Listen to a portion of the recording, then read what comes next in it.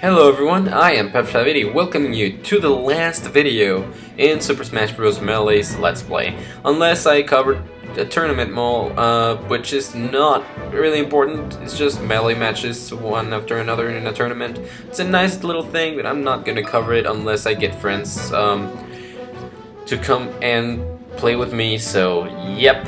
Okay. So first of all, what I'm gonna do is go through the gallery trophy by trophy, and tell you every single description, read every single description, show you every single trophy, and if I remember what you need for the trophy, I will tell you what you have to do to unlock it. There is one special case though. This con, I will tell you exactly what you need to do after we read everything, because that's another thing entirely. So let's go to the gallery and let's get started, okay guys? Let's go. Mario, known worldwide as Mr. Nintendo, Mario uses his incredible jumping ability to thwart the evil Bowser time after time.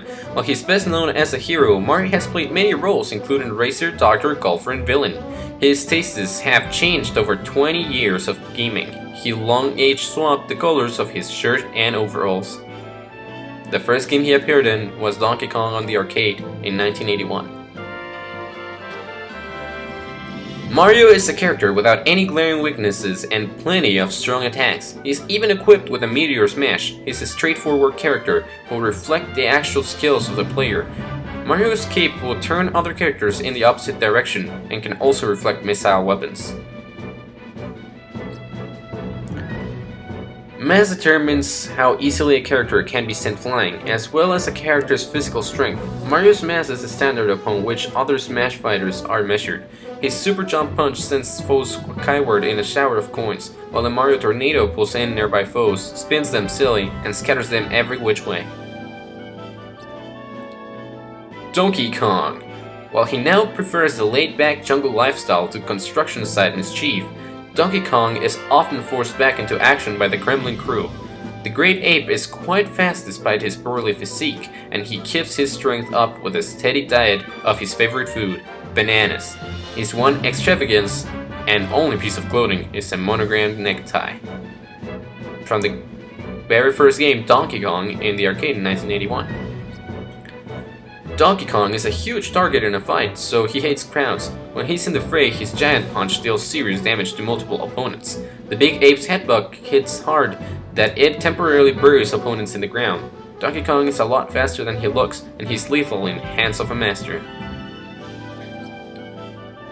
Being the strongest simian around, Donkey Kong has the upper hand once he grabs an opponent. He can even lift his foe up and make him or her unwilling traveling companion. If Donkey Kong grabs you, shake your control stick as fast as you can to break his grip. His spinning Kong covers more lateral distance than vertical, so use it quickly to recover. Link.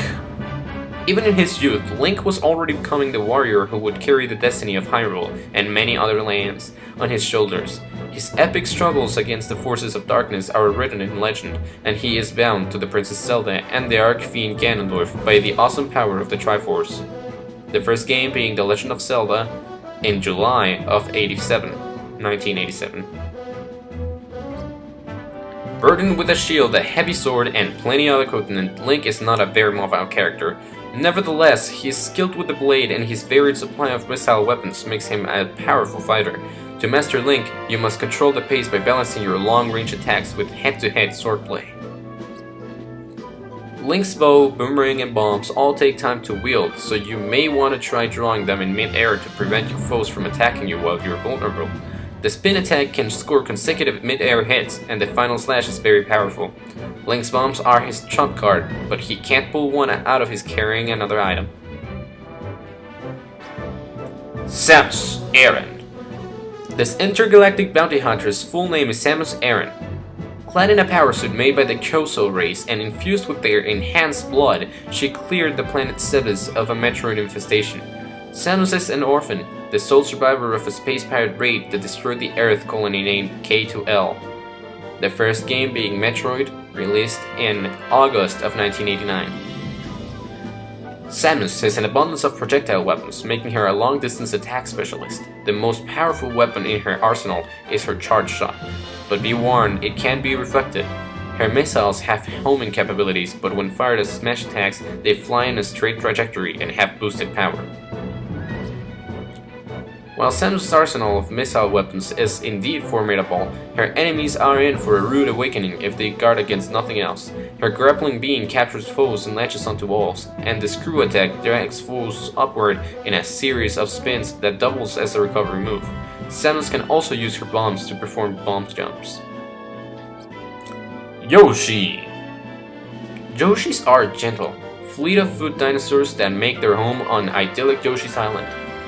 They come in a variety of colors and have evolved an interesting trait to help increase their numbers. They can transform anything they swallow into an egg. With adhesive tongues and bottomless bellies, Yoshis have been known to eat anything.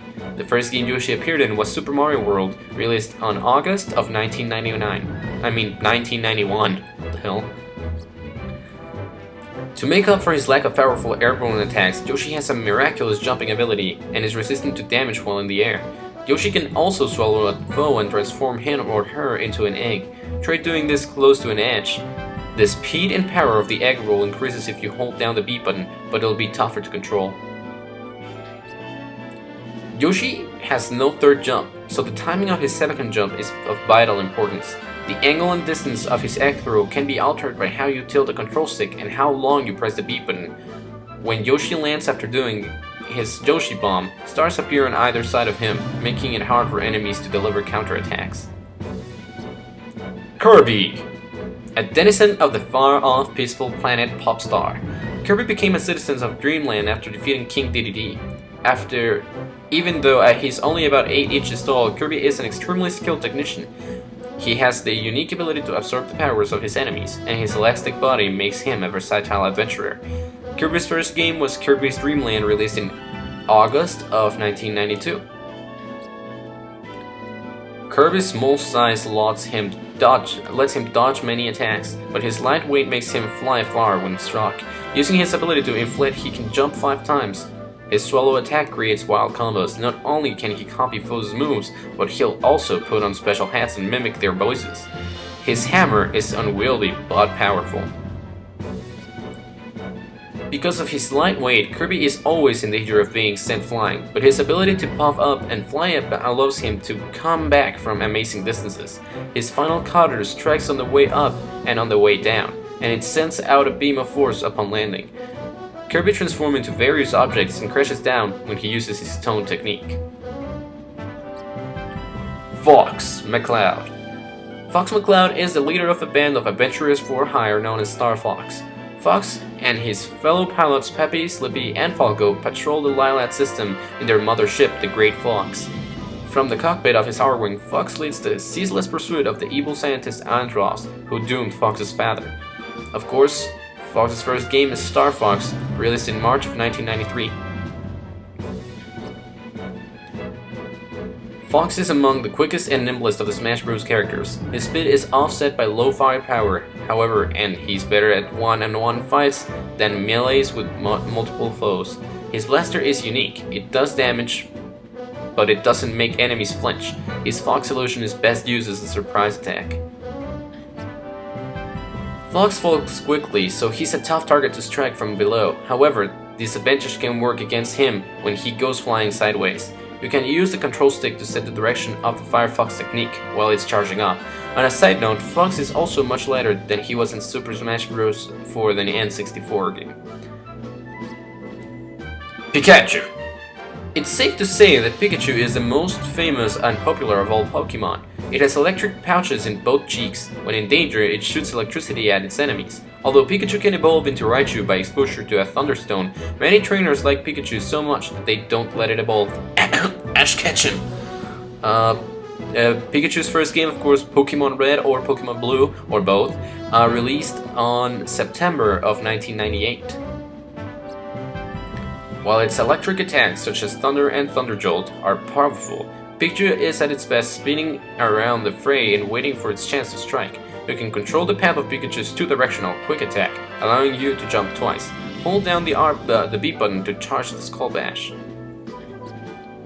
The angle of the control stick controls the direction of Pikachu's quick attack. Pikachu will move blindingly fast, and it will also cast damage to any character it runs into. Move the control stick during the quick attack and Pikachu will move in up to 2 directions. Be sure to check out the ceilings in the level when you use Thunder. Ness! Ness is a young boy who's mastered the psychic power known as PSI. Ness was living a normal life in the suburbs of Onett until a meteor crashed into a nearby mountain and sent him in a wild adventure. Believing in the ultimate powers of wisdom, courage, and friendship, Ness proves that some heroes come in small packages. Ness's only game is Earthbound, released in June of 1995. The key to mastering Ness is controlling his unique mid-air jump, which makes up for what he lacks in speed. His PK flash attack may seem weak at first glance, but it grows more powerful the longer you hold down the B button.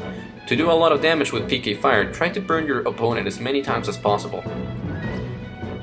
Ness's mind is his best weapon. PK Thunder is a PSI missile weapon that can be guided using the control stick, and if Ness hits himself with it, he turns into a living missile capable of doing massive damage. This move can also be used for recovery. PSI Magnet turns energy missile attacks into health. Try out certain Pokémon for stamina replenishment.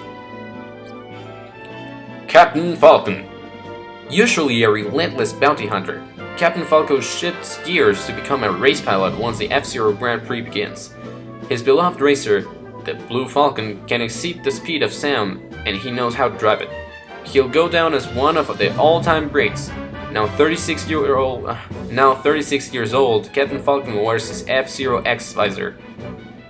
His first game, or the first game in his franchise, is F-Zero, released in August of 1991. Falcon's style is a balanced combination of raw power and speed. His attacks are slow, but when combined with the Falcon's high mobility, he's a formidable combat force. The Falcon Punch packs the highest degree of destructive power, while the Explosive Raptor Boost can be used to smash airborne foes into the depths. The knee smash used in mid-air on foes in front of you is slow and has a short reach, but if it connects, it'll send foes flying a long way on a low trajectory. Falcon uses his Falcon Dive to grab an enemy in mid-air and flying them away with an explosive blast. He can do this technique repeatedly without landing, so it can also be used as a recovery move. Bowser.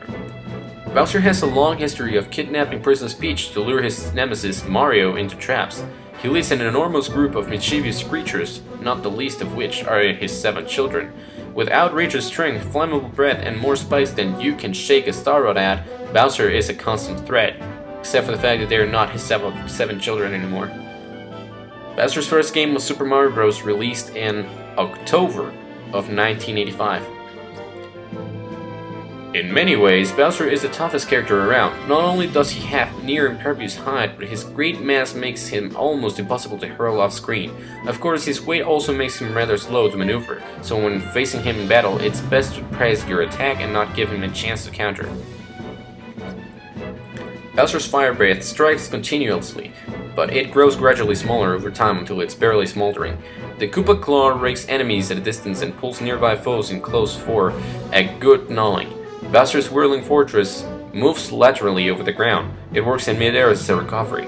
The Bowser Bomb is powerful and paves the way for more attacks. Peach.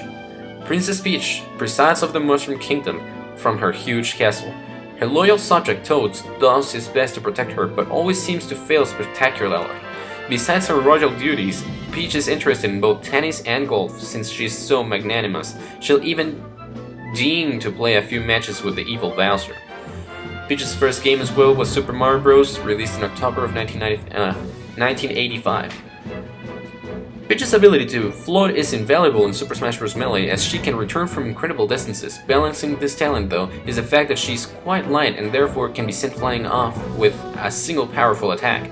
Her attacks are fairly weak, so you'll have to hang around to win. Peach's Smash A attack will send her swinging with either a flying pan, a tennis racket, or a golf club. These bludgeoning devices appear randomly and have different reaches and power levels.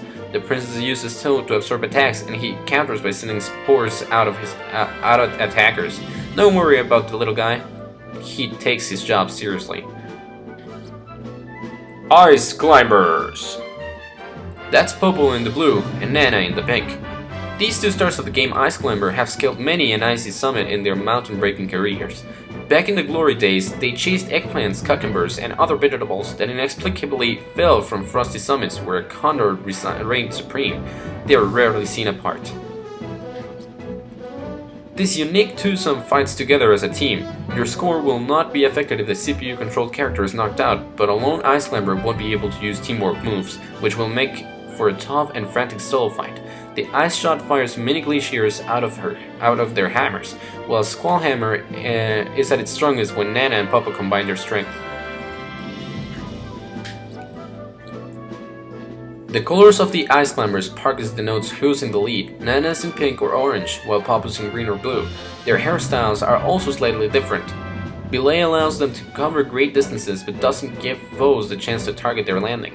Blizzard is best used in close quarters in the fray. Nana and Papa will sometimes freeze opponents.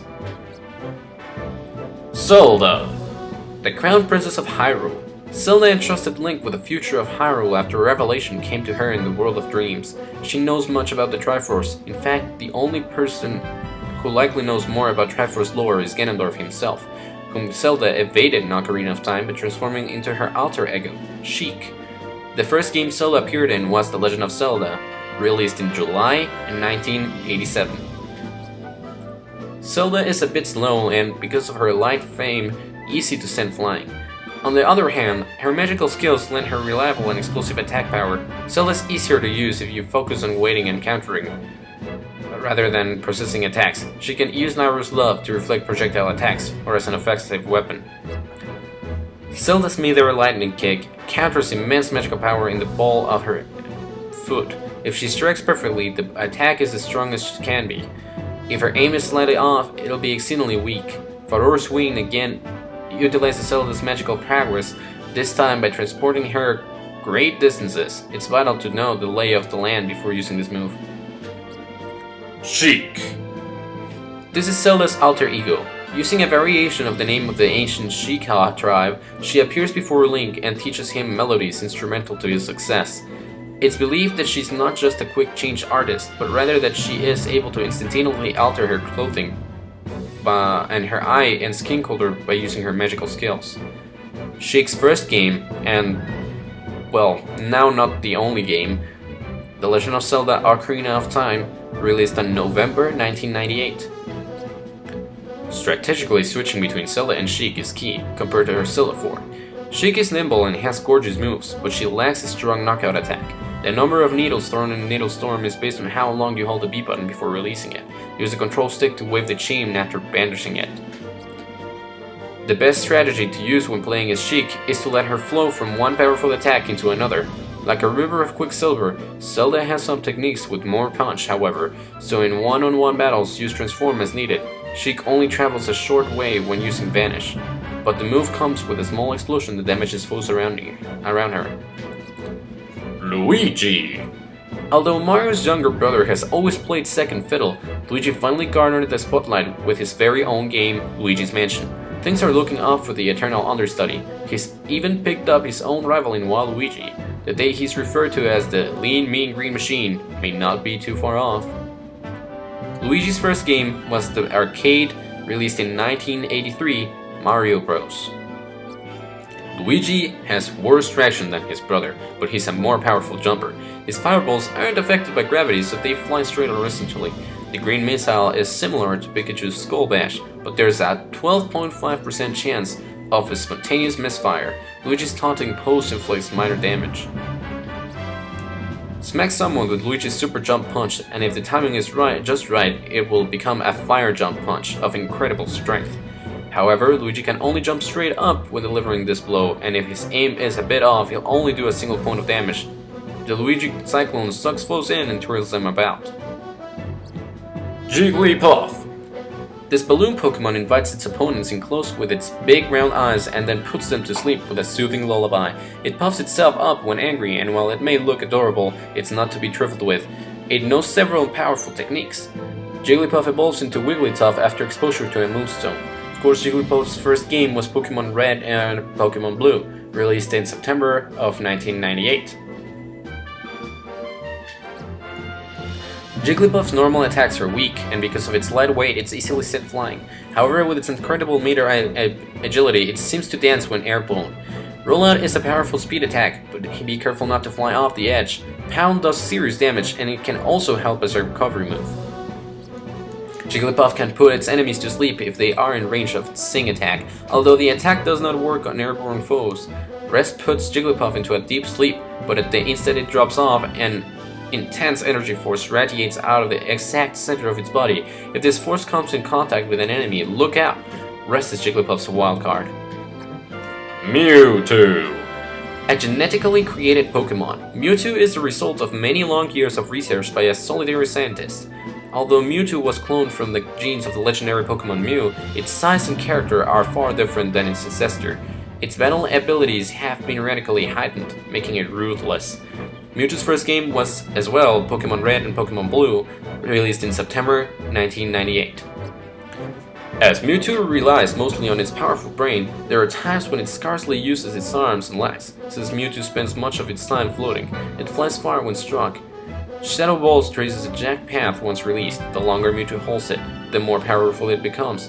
Mewtwo uses Confusion to spin its foes around. Mewtwo is definitely not a speedy character, but its ESP, Power Grab, and Throw moves are comparatively strong. Teleport has a short range, but doesn't leave it open to attack. Its best use is an escape move during disturbances. Mewtwo can daze a foe, and it makes eye contact and uses Disable. The move is useless unless Mewtwo is facing its enemy. Marth. The betrayed prince of the kingdom of Altea, the blood of the hero Anri flows in Marth's veins. He was forced into exile when the kingdom of Delua invaded Altea. Then, wielding his divine sword Falchion, he led a revolt and defeated the dark dragon Medeus. Afterwards, Altea was annihilated by King Harden of Achaea. Marth's game up to this point was Fire Emblem, released in Japan only at this point. But you can see the Falchion appearing later on in the series, and Marth as well, being a part of other Fire Emblem games. Marth is a magnificent swordsman. While his swordplay is faster than that of Link, he lacks power, and his quickness is offset by a marginal endurance. His shield breaker gains power the longer it's held. The dancing blade combination uses both the control stick and the beat button to produce a series of up to 4 attacks. The tip of Marth's blade causes the most damage, so you should try to create an adequate distance between you and your enemy to gracefully strike with that point. Marth's Dolphin Slash is fast and powerful, but it leaves him vulnerable upon landing. Marth uses Counter to block a foe's attack and deal a return strike. If you're fighting a counter, Happy Marth, grab him. Mr. Game & Watch. First appearing in 1980, the Game & Watch series is the father of all portable liquid crystal games. The main character is simple and monochrome, but has a timeless individuality. There are 39 different games in the series, and they've sold over 43 million units worldwide. Pictured at left is a particularly popular Fire model. Yep, that's the Fire game. Of course, Mr. Game & Watch appeared in the Game & Watch series, which started in 1980. A resident of a totally flat world, Mr. Game & Watch's frame-by-frame movement is distinctive. His image is known far and wide and respected by gamers everywhere. In Super Smash Bros. Melee, he hurls sausages with his champ technique. The random strength of his judgment is determined by the number displayed. Food appears on Lucky 7. A man of great stature in the world of Nintendo characters, Mr. Game & Watch is a comparatively light fellow and doesn't feature many powerful attacks. When he's in danger of falling, Fire calls out a rescue brigade to send him skyward once more. He can also catch missile weapons with Auto Panic. When he's caught 3, he can dump the bucket on his foes. Dr. Mario. Immaculate in his medical garb, Dr. Mario destroys killer viruses with his amazing vitamin capsules. With his dedicated nurse Princess Peach at his side, Dr. Mario spends the day and night in his laboratory working on new miracle cures. Somehow, he's managed to keep up with all the new viruses that have arisen over the years. Dr. Mario's first game was Dr. Mario, released in October 1990. There's hardly any difference in the abilities of Dr. Mario and Mario, so choosing is largely a matter of taste. Dr. Mario is a tad slower due to his lack of exercise, but his Mega Vitamins pack a bit more punch than Mario's Fire Pearls. The capsules travel on a unique trajectory and make a distinct sound on impact. The The differences between Dr. Mario and Mario are more pronounced in some areas than others, but basically they can be played in similar fashions. While it may be hard to spot the contrasts, they do exist. For example, Dr. Mario's super sheet is longer and narrower than Mario's cape, and any opponents hit by Dr. Tornado will fly off in diverse directions. Ganondorf. Said to be the sole man born to the Gerudo tribe in 100 years, Ganondorf aspired to conquer the world. He plundered a piece of the sacred Triforce from the Temple of Time when Link pulled the Master Sword from its pedestal. With a Triforce of power in Ganondorf's possession, Hyrule was plunged into darkness until Link and Zelda defeated the Fiend. Ganondorf's first game was The Legend of Zelda: Ocarina of Time, released in November 1998. Since he's slow and can't jump very high, Ganondorf relies mainly on his immense physical strength to overwhelm his enemies. His great weight also makes him a difficult foe to send off-screen. Ganondorf's Warlock Punch is slow but absurdly powerful, and when he strikes with his Gerudo Dragon, enemies rise skyward, enveloped in dark flames. Ganondorf's slow speed works against him in single combat, but in melees, his crazy power lets him earn his weak keep with innumerable knockouts. Ganondorf can't strike quickly, but each blow he lands adds up. Ganondorf is at its quickest when he uses the Wizard's Foot, and his Dark Dive blasts foes in a burst of dark energy. Falco Lombardi. A Star Fox team pilot, Falco's constant air of casual indifference belies with his precise paladin skills. He avoids discussion of what he did before joining the team, but many consider it likely that his past was filled with reckless behavior. He's not much for cooperation, but he does respect those more skilled than he is. Falco's first game was as well Star Fox, released in March of 1993. Where his leader, Flux, has blinding speed, Falco has his own distance skills and advantages. He has both a higher jump and a longer reach than Fox, and although his blaster lacks rapid-fire capabilities, it strikes with shocking force. Unlike Fox, Falco can stop enemies in their tracks with his blaster fire. Falco's amazing jumping abilities have many merits, but it's vital to realize that it comes at the cost of some attack power and defensive strength. He falls at a high speed, which disrupts potential attackers, but this also prevents successful recoveries occasionally. Hit an opponent with a reflector, and he or she will fly straight up. This is Falco's quickest attack. Young Link. Link's younger incarnation is often considered to be the true Link. He was a younger boy in the very first Legend of Zelda game, and he has appeared as a youth in most of the subsequent games. Since his debut on the original NES in 1987, Link's appearance has changed over and over again, each time adding to the mystique of his incomparable story. Young Link's real first appearance was in The Legend of Zelda, released in July in 1987. Although the first time he was referred to as Kid or Young Link was in Ocarina of Time, released in November 1998. Young Link is lighter and faster than his older self, and his Kokiri sword packs less punch. Even though his boomerang has a shorter range, he has greater control over it. He's a smaller target, and while his hookshot has less reach than the older Link's, you can still use it in midair as a last-ditch attempt to grab a ledge. With a youthful spring in his step, Young Link can perform amazing wall jumps. When he hits a wall, tap the control stick in the opposite direction to send him leaping upward. You can practice to your heart's content in target test. His spin attack can strike multiple times even on the ground, and although it's hard to discern, so do his bombs. Pichu. A baby electric-type Pokémon identifiable by its big ears. Pichu evolves into Pikachu. It's not very skilled at storing up electrical energy and will sometimes discharge it if jarred. Although it's small, it has enough electrical power to give even an adult quite a shock. It's often startled by its own power. Pichu's first game was Pokémon Gold and Pokémon Silver, released in October of the year 2000. Compared with Pikachu, Pichu is a touch more nimble and a little more difficult to hit. Those are the only two advantages, however, and since Pichu damages itself when it uses electrical attacks, it's best suited for handicapped matches. Even though Pichu is tough to catch, it's easy to throw its tiny frame great distances.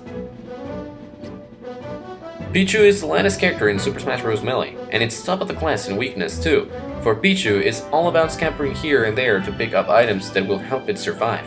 The first warp in agility causes 1 point of damage to Pichu, and the second causes 3, so try to limit the number of times you use the move. Roy. The son of the Lord of Farai Principality, Roy was studying in Ostia when the Kingdom of Vern invaded League of Lycia. His father fell ill at this time, so Roy assumed the leadership of Farai's armies after his fateful meeting with the Princess Guinevere. His destiny became inextricably linked with the fate of the entire continent.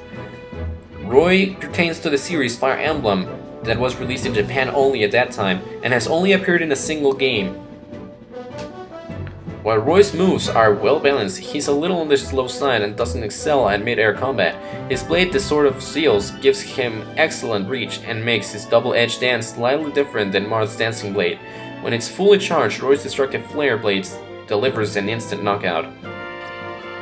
Roy's blade is different than Marth's. He does the most damage hitting with the center of his sword, so a fearless advance into the arms of his foe is Roy's best bet. Blazer is a bit slower than Marth's Dolphin Slash, but it's still a mighty attack that sets anyone it strikes aflame. Roy's attack after using counter differs slightly from Marth's. Then we got to the other trophies, the male wireframe. Who built the fighting wireframes and to what purpose remains a mystery. They're a simple collection of wires which house a sparse framework of bones and organs. That lends them a rather disturbing appearance. They look rather big and powerful, but in reality both their offensive and defensive abilities are subpar. Male wireframes only appear in Super Smash Bros. Melee, which as you can see was released in December of 2001. Female wireframe. This is the female model of the fighting wireframes. The female's abilities are roughly the same as the male models. All fighting wireframes lack the ability to use special techniques, and their attacks lack any real physical strength. Additionally, they're slow and are therefore easy to outmaneuver. They tend to attack in ganks. The fighting wireframes. The multi-man melee mode consists of 10-man, 3-minute endless, and other such matches, which pit you against the fighting wireframes under varied rules. Of particular note is the cruel melee, where the wireframes pull no punches. They'll come after you with a single-minded fury rarely seen in CPU opponents. Giga Bowser. An even more imposing figure than the original King of the Koopas, Giga Bowser is roughly twice the size of his Kaylee fire-breathing spike-studded Super Smash Bros. Melee counterpart. Predictably, this monstrous creature's offensive and defensive powers are a great higher than those of regular Bowser. Good luck defeating this colossus. He appears in Adventure Mode of Super Smash Bros. Melee. Master Hand. The Master Hand awaits anyone who survives the long and difficult road to the final destination. The symbolic link between the real world and the imaginary battlefields of Super Smash Bros. Melee is quite a handful in battle, and just because it wears a white glove doesn't mean it fights clean. Get ready to be flicked, swatted, punched, and poked like crazy. Master Hand's first game was Super Smash Bros. Released in April 1999. Crazy Hand. Where the Master Hand loves to create, its alter ego is impulsive and destructive, consumed with that hollow feeling which comes from destroying one's own creations. The Crazy Hand appears when a player clears obstacles quickly and the Master Hand's power is low. You have only one chance to defeat the Crazy Hand. Super Smash Bros. Melee was his first appearance. Food. These food items will restore your health when you eat them. There are 28 different types of food, and the nutritious value and luminous quotient differs slightly with each type. Party bowls tend to hold the largest amount of food items. You may be vulnerable when gorging yourself, but you do need to eat to survive. Maxim Tomato. The Maxim Tomatoes cure 50% percentage points of your accumulated damage. Once you eat one, after a brief moment, your damage meter slowly drains the appropriate amount, regardless of whether or not you pick up another item right afterwards. In the Kirby series, these juicy health-restoring items were a favorite of the Pink Hero. Maxim Tomatoes first appeared in Kirby's Dream Land. First released on August 1992. Heart Container. Heart containers drift toward the ground slowly and replenish 100 percentage points of health. In The Legend of Zelda, these items beefed up Link's life meter. In most cases, Link found them in the possession of bosses or hidden in secret areas. Heart containers are often scattered across the land in several fragments. The first game it appeared in was The Legend of Zelda, released in July 1987. Warp Star.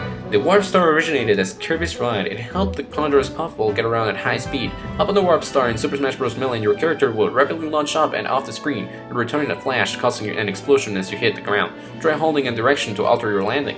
Kirby's Dream Land, released in August 1998. 2. Ray Gun. The ray gun is toy-like in appearance and shoots short, fat, highly reflective beams of green light. The gun is fairly weak, but since it fires so fast, it can easily juggle enemies. It contains enough energy for only 16 shots. Try dropping it with a few shots left and watch your foes waste time and energy retrieving it. The first game it appeared on was Super Smash Bros. Released in April 1999. Super Scope. A peripheral device for the Super Nintendo Entertainment System, the Super Scope is a wireless weapon that shoots infrared light to a receiver placed on top of the television. In Super Smash Bros. Melee, it can be fired rapidly or charged up to release a more powerful blast. It only has enough energy for 3 charge shots, and the Super Scope was the Super Scope released on September 1992. Fire Flower. Once you grab this item, press and hold down the A button to make the flower breathe flames until its power gives out. The fire flower is incredibly useful when you want to push someone off the edge of the stage. Super Mario Bros. It transformed Mario into Fire Mario, changing his garb and enabling him to throw fireballs. First appearance was Super Mario Bros. Released in October 1985. Lipstick. This magical stick was used by the character Lip in the Japanese game Panel Upon, which was later released as Tetris Attack in the United States. Lipstick causes a flower to sprout from an enemy's head, inflicting damage as it grows. Quickly tap the control stick back and forth to get a flower off of your head. Of course, as Tetris Attack was released here, we don't know anything about Lip, but in the game Panel Upon, released in Japan only, this was his weapon. Star Rod. This magic wand holds 16 star shots and sends foes flying at a low angle when thrown. It's most powerful when Captain Falcon or Sheik performs a smash attack while holding it. In Kirby's Adventure, the Star Rod is the secret power behind the Fountain of Dreams. King Dedede steals the Star Rod in order to seal away the nasty cloaked nightmare. First game was Kirby's Adventure, released in May 1993. Beam Sword. With its distinctive glowing blade, the Beam Sword is eye-catching and lethal. At first, the blade is about the size of a short sword, but the length changes depending on who wields it. The blade also lengthens in direct proportion to the power of an attack, so it reaches its maximum size when swung as a smash attack. First appeared in Super Smash Bros. Home Run Bat. Smash an enemy with this slugger and you'll send them flying out of sight. Hence the name Home Run Bat.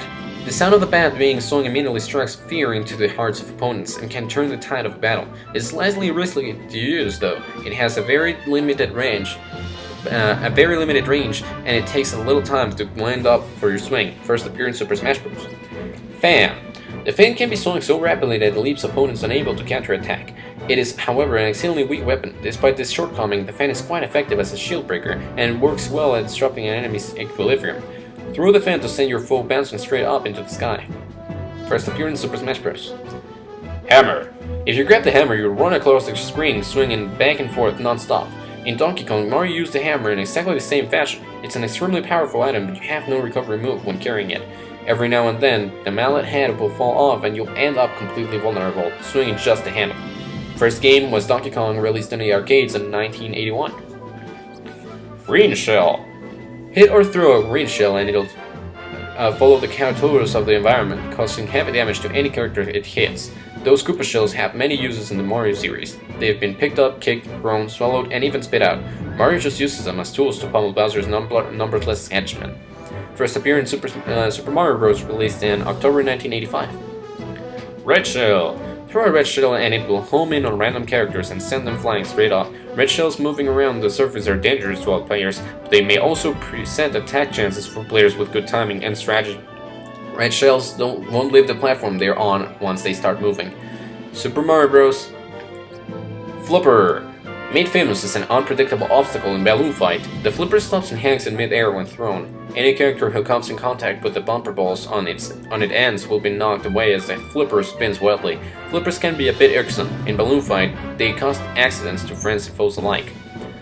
First game was Balloon Fight, released in June 1986.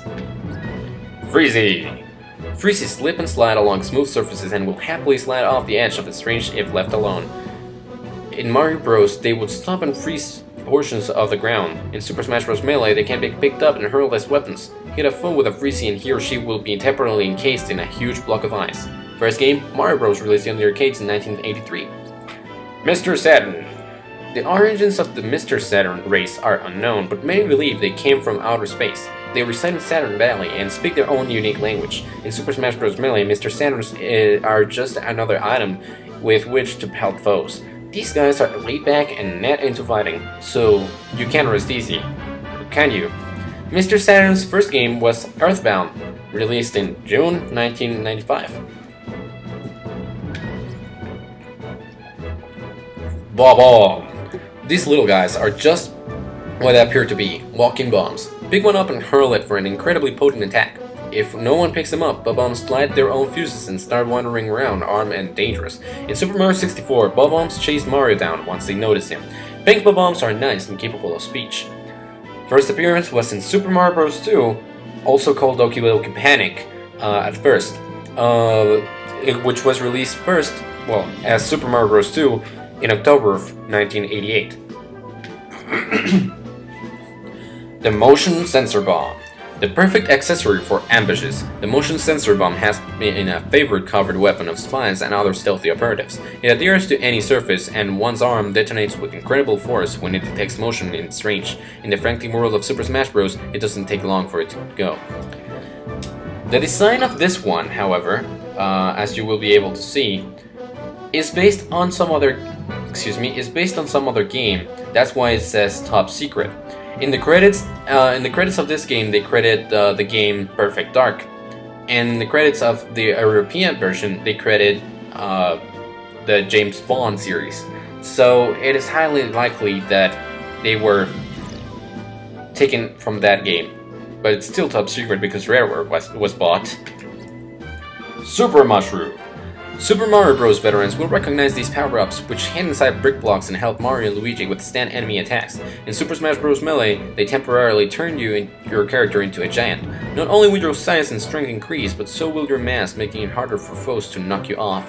First game was Super Mario Bros. Poison Shroom. Poison mushrooms made their debut in Super Mario All-Stars, but it's not true. It made its debut in Super Mario Bros. 2, which was called Super Mario Bros. The Lost Levels here in America, where they've caused characters alive have picked up. These nasty fungi are dark and fall-fasting, and in Super Smash Bros. Melee, they make you shrink on contact. With your diminished stature comes a loss of power and mass, making you a prime target to get smashed off screen with even a light attack. First appearance was Super Mario Bros. 2, released in Japan somewhere around 1986. However, first released in North America with Super Mario All-Stars as the Super Mario The Lost Levels on October of 1993. Starman. This item makes you invulnerable to all attacks for a short period of time. The Starman bounces around and eventually tumbles out of the stage, but all you need to do is touch it to power up. It possesses similar powers in Super Mario Bros., except you can also harm enemies just by touching them while under its influence. Parasol.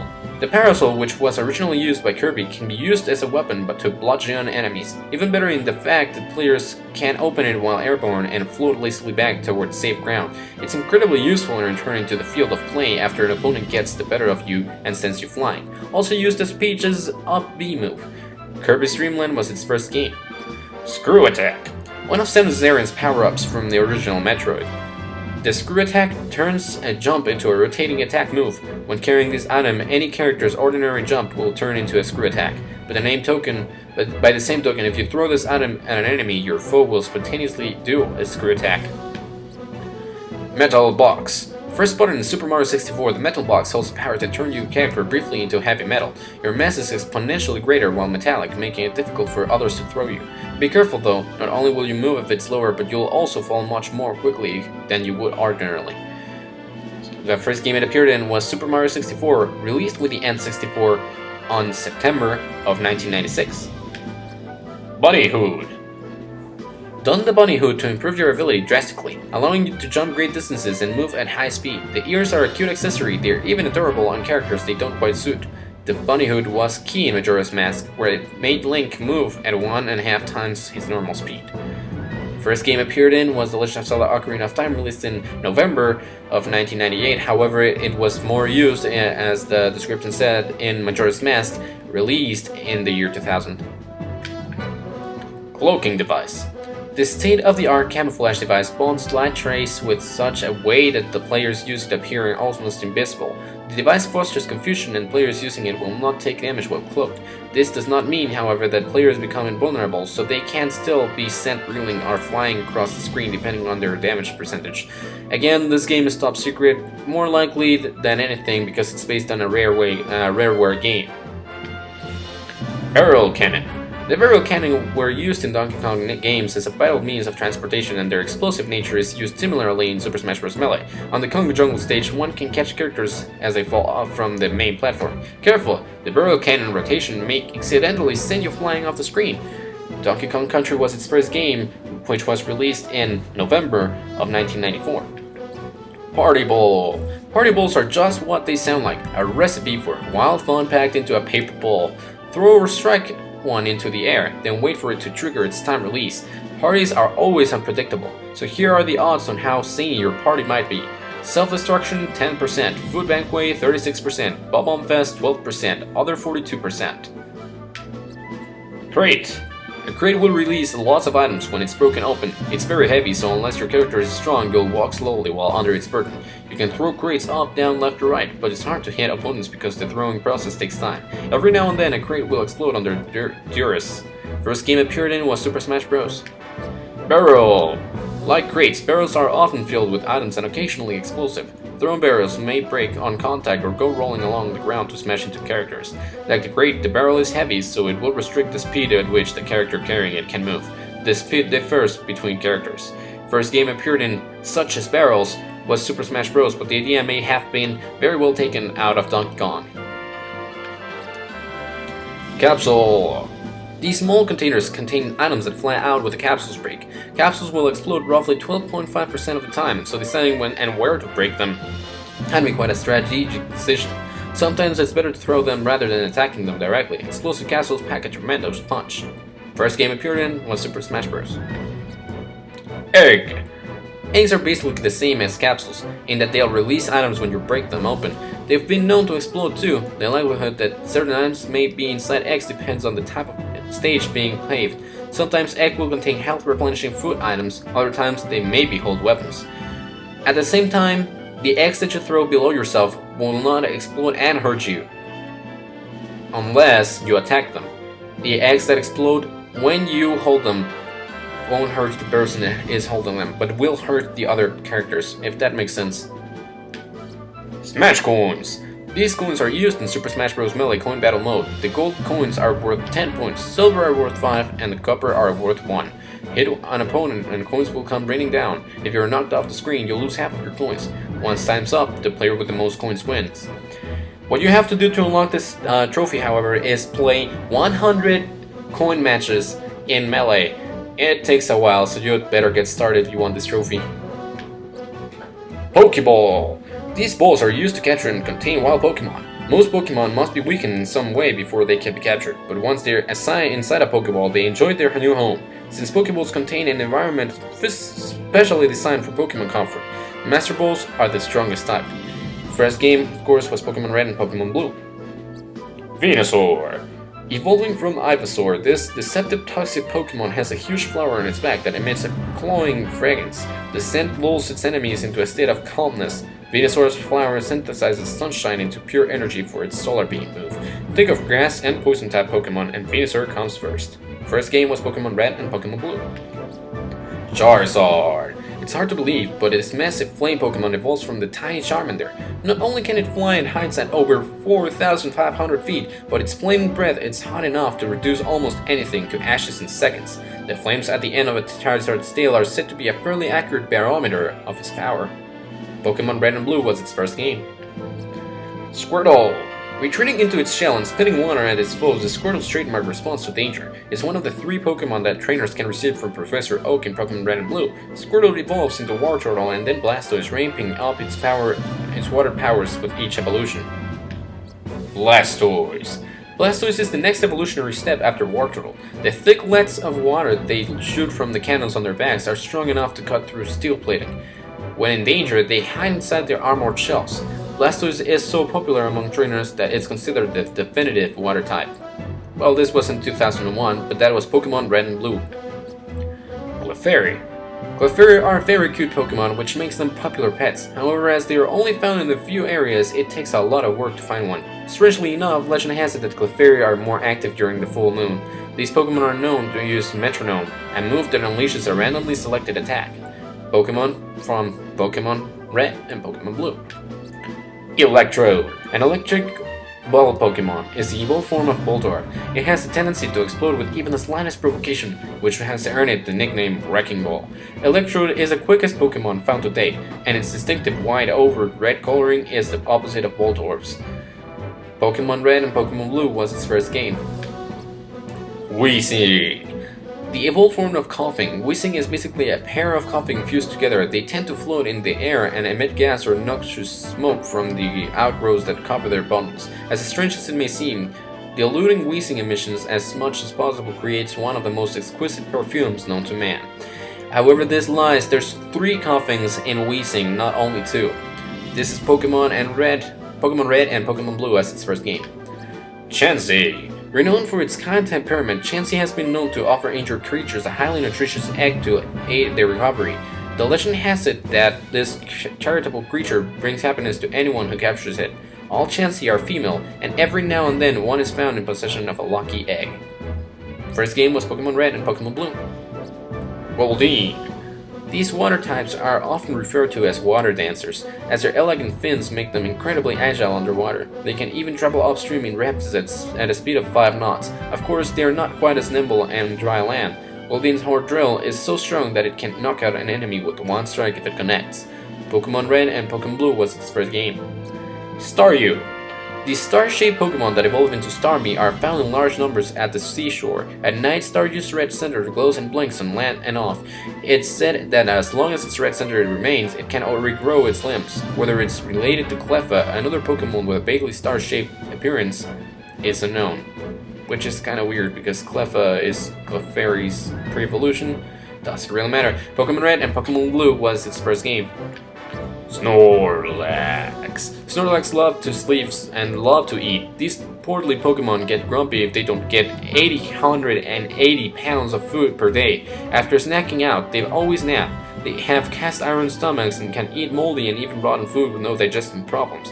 They are the heaviest Pokemon on record, weighing in at over 1,000 pounds. Pokemon Red and Pokemon Blue were the first games Snorlax was seen in. Articuno. Clouds gather, the barometer plunges, and fresh snow falls from the frigid air when this legendary Pokemon takes wing. Graceful and elegant, it boasts long tail feathers that flap in the wind and are lovely to behold, as would be expected. Its combat moves are based on its cold nature. They include Ice Beam and Blizzard. Pokemon Red and Pokemon Blue. Zapdos. Zapdos flaps its wings and summer storms appear, throwing lightning every which way. It's said that you can hear this legendary Pokemon coming, as its wings make a very distinctive popping sound as it flies. In addition to electrical moves like the dreaded Thunder, it also wields a vicious move called Drigback. Moltres. As tradition has it, they once set of spring heralds the return of this legendary Pokemon from its southern home. Its bright orange color and fiery aspect lends to its overwhelming appearance. Sky Attack, the strongest of flying moves, is a perfect fit for its burning venom, but it obviously also excels at powerful fire-type moves. Pokemon Red and Pokemon Blue. Chikorita. Chikorita was one of the first 3 Pokemon available in Pokemon Gold, Silver, and Crystal. A grass-type Pokemon, it emits a delightful fragrance from the leaves on its head and loves to spend its time leisurely sunbathing. When called into battle, it uses its Razor Leaf move to strike at opponents' weak spots. Pokemon Gold and Pokemon Silver. Cyndaquil. Frighten easily, so they are often found curled up in balls. When they threatened, they flared the flames on their backs to drive off enemies. Cyndaquil was one of 3 Pokemon that trainers could choose from at the beginning of Pokemon Silver, Gold, and Crystal. No one knows if their eyes are open. Togepi. This adorable spike-shelled Pokemon hatched from eggs given out by Professor Elm's assistant. Common superstition holds that their shells are chock full of happiness and that they become good luck charms when handled with kindness. It's impossible to predict which ability Togepi will call upon when it uses its metronome move, so you'd better be ready. Blossom. From time to time, these beautiful flower Pokemon will gather in numbers and perform an odd sort of dance to call out the sun. While in the midst of this strange exhibition, their petals brush together to create a peaceful and soothing melody. A Gloom will only evolve into a Blossom if it's exposed to a sunstone. From Pokemon Gold and Pokemon Silver. Marill. This water mouse Pokemon evolves into Azumarill. The round ball on the end of its tail acts like a flotation device, so it can float safely into the roughest of water conditions. It resides on Mount Mortar in seclusion. Few of the creatures are ever seen. Meryl's cuteness has earned it a large and loyal fan base. From Pokemon Gold and Silver. Sudowoodo. A copycat Pokemon with an aversion to battle, Sudowoodo always poses as a tree in order to avoid being attacked. Despite their arboreal appearance, these Pokemon are actually rock types, and therefore highly vulnerable to water. When it begins to rain, they vanish. Sudowoodo can be found blocking Route 36 in Johto, just as Snorlax was blocking a route in Kanto. Unknown. The Psychic-type symbol Pokemon resemble ancient hieroglyphics found on rocks and resemble that said to be more than superficial. Quite a few different shapes of known have been confirmed, and it's believed that each type has unique abilities. Those enigmatic Pokemon can be found in the ruins of Ulf, in Pokemon Gold, Silver, and Crystal. You have to do something to unlock Unknown, but I don't really remember what. Oh, that's right. You have to fight 1,000 matches in Melee. Wow. Wow, perfect! A patient Pokemon, Wildcat lives in darkness to hide its mismatched black tail, even for a stoic Pokemon. This creature is a testament to self-control. It will not actively attack an opponent. Its counter and mirror code moves are solely used for reflecting attacks directly back at its antagonist, and some interesting theories said that the actual Pokemon is the tail and uses Wobbuffet as a decoy to get people away from it. Pokemon Gold and Pokemon Silver. Scizor. This evolved form of Scyther has arms ending in large pincers with distinctive eyes, spot markings. Its evolution also includes the addition of a tough metal coat. It's unable to fly very far with its wings, but it can affect its body temperature by flapping them at high speeds. Its sleek look has made Scizor quite popular among collectors. From Pokemon Gold and Silver. Porygon 2. Representing the next step in technological progress, this virtual Pokemon is a higher-powered version of the man-made Pokemon, Porygon. Compared to the sharp edges of its relative, Porygon 2's body is extremely smooth and rounded in battle. It utilizes a special move called Conversion 2 to alter its type. Raikou. These violin-lighting Pokemon travel near and far, blasting out electrifying whirlwinds. They carry storm clouds in their bags so they can produce lightning regardless of the local weather.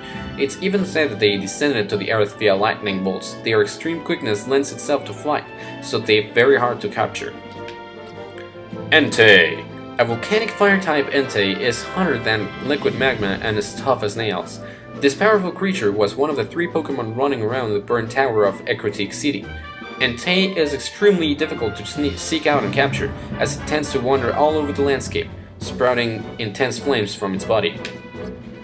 Suicune.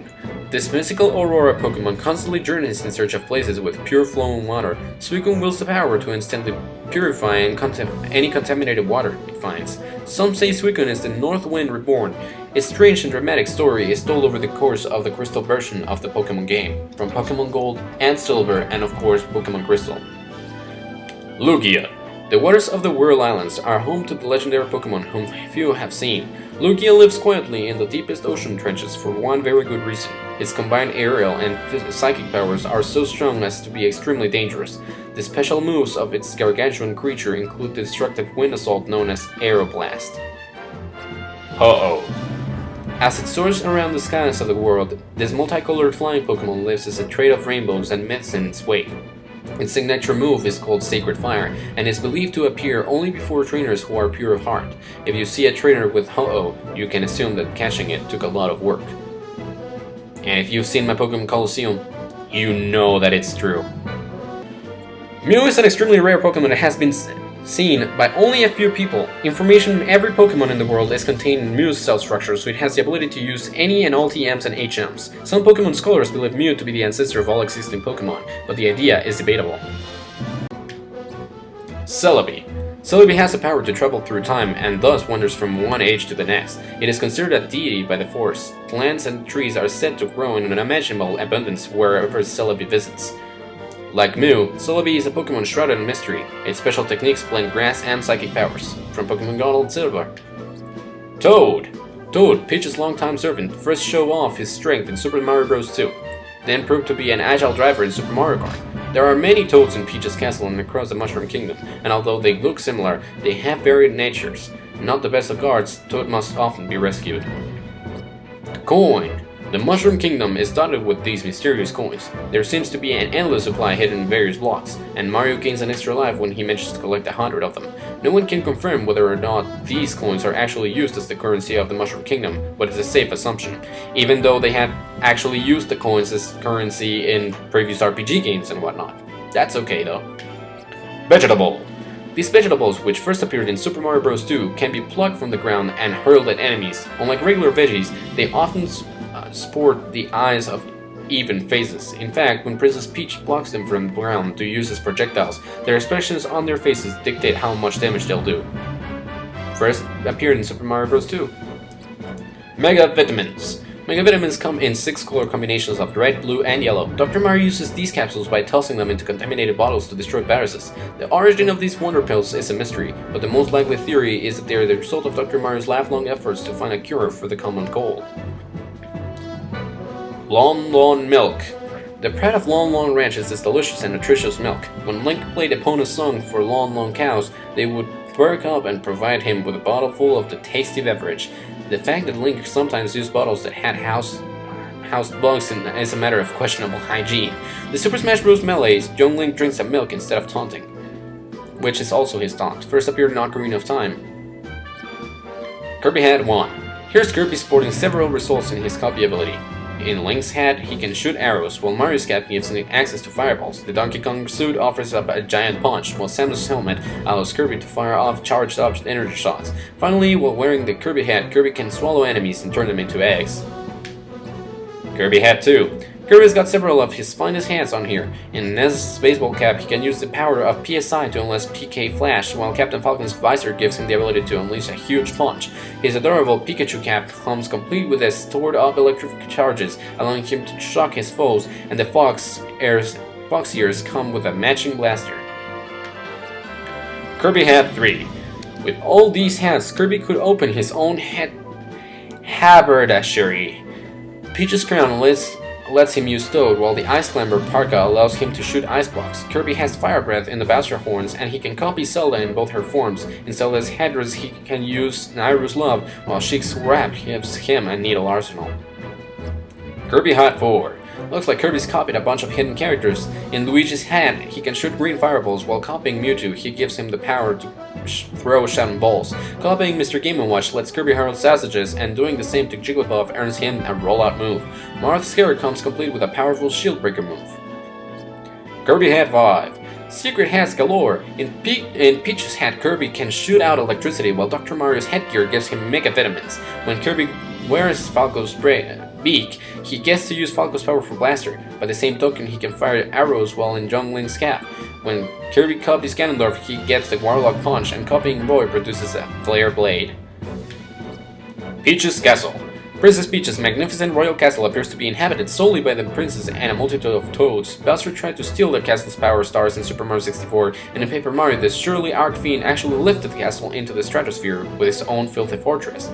First appeared in Super Mario 64. Bullet Bill. Bullet bills are shot out of cannons and fly out straight paths. In great numbers, they are a nightmare. While Mario can stop most with a single jump, the rare giant one is much tougher to avoid. In Super Smash Bros. Melee, all bullet bills are extra large. They burrow into Princess Peach's castle and then detonate with immense power, which makes this one not be called Bullet Bill, but actually the Banzai Bill, first appear in Super Mario World, not in Super Mario Bros. Lakitu. These earthbound menaces used to ride their clouds on exclusively as Bowser's henchmen. They typically hover just out of Mario's reach and hurl spinnies with irritating precision. More recently, however, they've been known to take on less evil tasks, such as doing camera work for sports events and even helping Mario on his quests, such as Super Mario 64. First appear in Super Mario Bros. Pidgeot. Pidgeots are wingless birds enchanted by the vegetable-hating Wart to be the bearers of bad dreams. They live in Subcon, a land contained within Mario's dreams, where they fly around on magic carpets. Mario and friends were able to use these carpets for short distances once they dislodged the Paladin Pidgeot. First appeared in Super Mario Bros. 2, but also reappeared in other games, so they do exist outside of Subcon. Birdo. First seen in Super Mario Bros. 2, Birdo is known for shooting eggs and fireballs from her mouth. Mario and his friends would have to jump onto the eggs in midair, pick them up, and throw them back at her. Long missing from the Nintendo scene, Birdo recently reappeared in Mario Tennis and Super Mario Advance, so that means that she also exists outside of Subcon. Claptrap. This long alligator made its first appearance in Donkey Kong Country. You can subdue it by jumping on its back, but its powerful jaws make it dangerous to approach from the front. In Super Smash Bros. Melee, it swims in the river and sometimes jumps in the barrel cannon to stop players from using it. From Donkey Kong Country. Shy Guys. There are many types of Shy Guys. They've been known to walk on the ground, fly through the air, traipse about in stilts, wear flowers or camouflage, throw balls, swing bats, sail on pirate ships, carry fruit, do the bamboo dance, ride submarines, play guitar, play tennis, wear red, come in large or small sizes, steal people's toys, cause mischief, blah blah blah. First appeared in Super Mario Bros. 2, also called Donkey Kong Panic, so they're not originally from the Super Mario Bros. Universe, but they were adapted to it. Pachyderm. This pesky pachyderm bears Yoshi's path by sticking poles high into the air. Pachyderm has been practicing these skills for years, and he's so masterful that he can even block Yoshi's high-flying flutter jump. Pachyderm is a little unstable, however, and he tends to topple over if Yoshi pounds the ground anywhere nearby. First appeared in Yoshi's Story, released on March of 1998. Tingle. Tingle is a mysterious middle-aged man who thinks he's the very reincarnation of a fairy. His bizarre behavior and unique speech are just little pieces of his vibrant personality. Tingle travels by way of a small hot air balloon, making maps of the lands below him. Pop his balloon and Tingle will fall to Earth to sell his maps. First appeared, and gosh, hopefully the only one, but it's not like that, in The Legend of Zelda Majora's Mask, released in October of the year 2000. Moon. High in the sky above the Clock Town Tower, a menacing moon slowly shrinks toward the city. Shrouded in mystery and feared by all, it threatens to devour everything and everyone in a cataclysm of fire. Strangely, inside the moon is a beautiful, pristine plain, broken by a single tree. The moon breaks after Link defeats Majora's Mask. Turtle. When Link played the new wave bossa nova that Mac created as a lone island rose out of the waters of the Great Bay Coast and revealed itself to be a giant turtle. This mighty terrapin is ancient and wise beyond belief. It sends Link's destiny and brave the stormy seas in order to transport him to the Great Bay Temple. 4 giants. Swamp, mountain, ocean, valley, the 4 who are there. Link summons these 4 giant guardians to aid in his battle against the Skull Kid, who is possessed by Majora's Mask. They appear from the 4 compass points to catch the moon, which is about to crash into Clock Town. Without abandoning him, the innocent Skull Kid, they're able to protect the town. Master Sword. The Master Sword varies a bit between titles in the Legend of Zelda series, but it's generally the most powerful blade that Link can carry. It's a magical weapon that can be wielded only by a true hero, and as its name implies, it's a weapon of choice in decisive battles. At the end of the Legend of Zelda Ocarina of Time, Link returned it to its own pedestal. This is the Legend of Zelda This is the Master Sword, as it can be seen in the Legend of Zelda Ocarina of Time. However, the first appearance of the Master Sword is the Legend of Zelda: A Link to the Past. Falcon Flyer. Captain Falcon's speedy mid-sized star cruiser boasts an onboard computer that allows Falcon to control it remotely. Perhaps that's why it's never appeared on screen in an F-Zero game. Without this ship, Falcon wouldn't prowl the galaxy like a lone wolf. The Blue Falcon is a state-of-the-art machine, but it's only used for F-Zero races. There you go.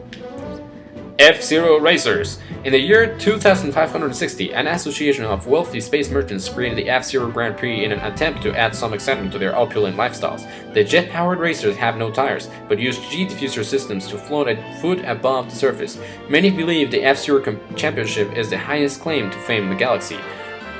All of these come from the game F-Zero X, released on October of 1998 in the N64. Mute City. F-Zero courses are set hundreds of feet above ground and can't afloat by opposing gravity guard beams on both sides of the tracks. Mute City, which grew from an intergalactic trading post to a city with a population of over 2 billion, is the most famous stop on the F-Zero Grand Prix. This course layout is from the F-Zero X era. R-Wing. R-Wing is a symbol of Star Fox. Like an F-Zero racer, it's equipped with an opposing gravity device. It can barrel roll and flip with ease thanks to its quick acceleration and flexible control. In battle, the ship uses retractable wings for precise flying. Every R-Wing has smart bombs as its top weapon. First appeared in Star Fox, released in March of 1993. And it's pretty funny that they compare it to F-Zero because it's always been put close to F-Zero machines as Easter eggs, for example in Super Mario RPG, and one of the endings for Star Fox Command, spoilers, has Fox and Falco join a G-Zero thing. as a parody to F-Zero, as well as some Easter eggs or cameo appearances from Fox's father. Great Fox! The mothership of the Star Fox team. When in battle, the ship's robot Rob can assume control of the bridge, allowing all hands to take all of the R1s or combat positions. The ship runs plasma engines capable of warp speeds, and its front lasers are effective both in battle and in clearing paths through asteroid belts. First appeared in Star Fox. Peppy Her. Peppy was a member of the original Star Fox team with Fox's father, James McCloud. Peppy was the sole survivor of the Battle of Venom, where a treacherous teammate named Pigment Dengard betrayed the team. Peppy now rarely climbs into the cockpit of an R-Wing, preferring instead an advisory position in mission planning. Slippy Toad. Slippy Toad is the mechanical genius behind most of Star Fox team's new weapons and technology, and just lately has been spending the bulk of his time in research and development. He's also a competent pilot, but his enthusiasm tends to outweigh his technical flight skills. He and Fox have been friends ever since their school days. Kraid. A boss enemy from Metroid, Kraid lives in the depths of Bristar. He immobilizes enemies with his three red eyes, and his powerful jaws can crush anything. He can also shoot the 3 spikes on his belly. It's said he often fires them at his prey. When Samus defeated Ridley and Kraid, the way to Torian opened. Koso Statue. These statues, which provide power-ups to Samus and have some connections with her power suit, have been found in many places, most notably Cephas. The Choso boast the most advanced civilization in their galaxy. Some say that when they could advance no further, they chose to withdraw and observe other life forms. Wispy Woods. A boss enemy from Kirby's Dream Land. Wispy Woods is a big tree that shoots whirlwinds at Kirby. It isn't the toughest enemy. All Kirby has to do is avoid the occasional whirlwind, suck in apples that fall down, and then shoot them back at the tree. In Super Smash Bros. Melee, Wispy Woods is quite the blowhard. Kirby's Dreamland was its first game. Fount of Dreams. This mystical fountain in Dreamland uses the power of the Star Rod to create a gush of pleasant dreams that flow like water. The dreams then become a fine mist and drift over the land, bringing peaceful rest to one and all. It's been confirmed that there are identical facilities on other planets near Popstar. Kirby's Adventure was its first game. UFO. At the beginning of Earthbound, this flying saucer appears along with the ominous message, "The War Against Gygas." Adding to the mystery are 3 more UFOs which fly amok in the skies over Onett. How all of these alien craft are connected is anyone's guess. In Super Smash Bros. Melee, this slippery UFO appears on the Foresight level. Pokémon Stadium. Trainers come from far and wide to congregate at Pokémon Stadiums, the ultimate venues to show off their Pokémon teams. There are many different arenas with varying terrain designs, some of which afford advantages to certain Pokémon. This particular stadium is reserved for huge events and boasts a big screen and spectacular fireworks. The first time it appeared was in Pokémon Stadium, released in March of 2000. Game & Watch.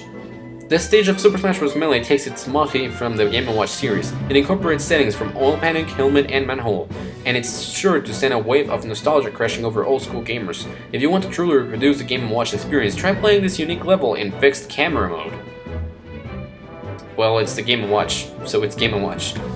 Target. This is one of the targets that you must hit and destroy in a bonus stage of Super Smash Bros. Melee. All bonus stages are specially designed to test the individual abilities of each fighter. Clearing the target breaking levels requires an ultimate combination of skill, timing, and the specific techniques of each character. Sandbag. Sandbag exists for one reason only, to get smashed in the home run contest. Pound on Sandbag as much as possible in the time allotted, then swing for the fence as you compete for the longest home run of all time. Getting hit doesn't hurt Sandbag at all. As a matter of fact, it loves to see players wind up and let loose. Battlefield. Super Smash Bros. Melee borrows settings from many different games to create its stages, but the battlefield is an original creation. While its initial impression may strike some players as a bit ominous, the layout itself is fairly standard, lending it for serious, straightforward matches. Additionally, it's used to pit players against the fighting wireframes. Final Destination. As time passes on the stage, the level appears to travel through a wormhole form from an imaginary Super Smash Bros. Melee world into reality. You move through a cloud-filled sky over a vast mountain range, then into a deep space vista of dark blues and purples. The scenery is as real as you get in this fantastical world. Goomba. Goombas are actually traitors who've defected from the Mushroom Kingdom's forces. They are a slow and predictable nuisance as they always try to wander into Mario's path. Fortunately for Mario, they don't have much stamina as a single jump on the head is generally enough to defeat them. Koopa Troopa. Common soldiers in Bowser's army. Koopa Troopas can retreat into their shells. Unbelievable as it may seem, they are clearly unaware of being kicked and sent sliding when in this position. There are many Koopa types, each with a different shell color and unique traits. They all wear t-shirts and shorts under their shells. Koopa Paratroopa. These winged Koopa Troopas can fly, but they are not too smart. They tend to spend a lot of time simply lumping and fluttering around in a small area. As a result, no one exactly thinks of them as majestic soaring creatures. They lose their wings and become normal Koopa Troopas if Mario or Luigi jump on their backs.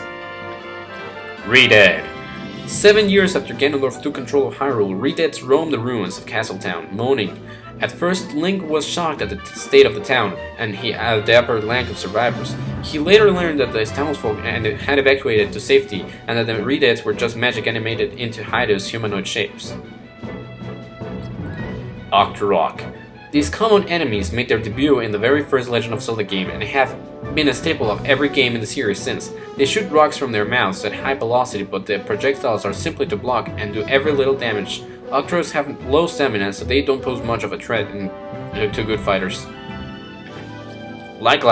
In The Legend of Zelda, these slow-footed monsters enabled Link and ate his shield, just beating out wall masters for the coveted little of most aggravating enemies ever. Supposedly, their name comes from an old, almost indecipherable Hyrulean proverb.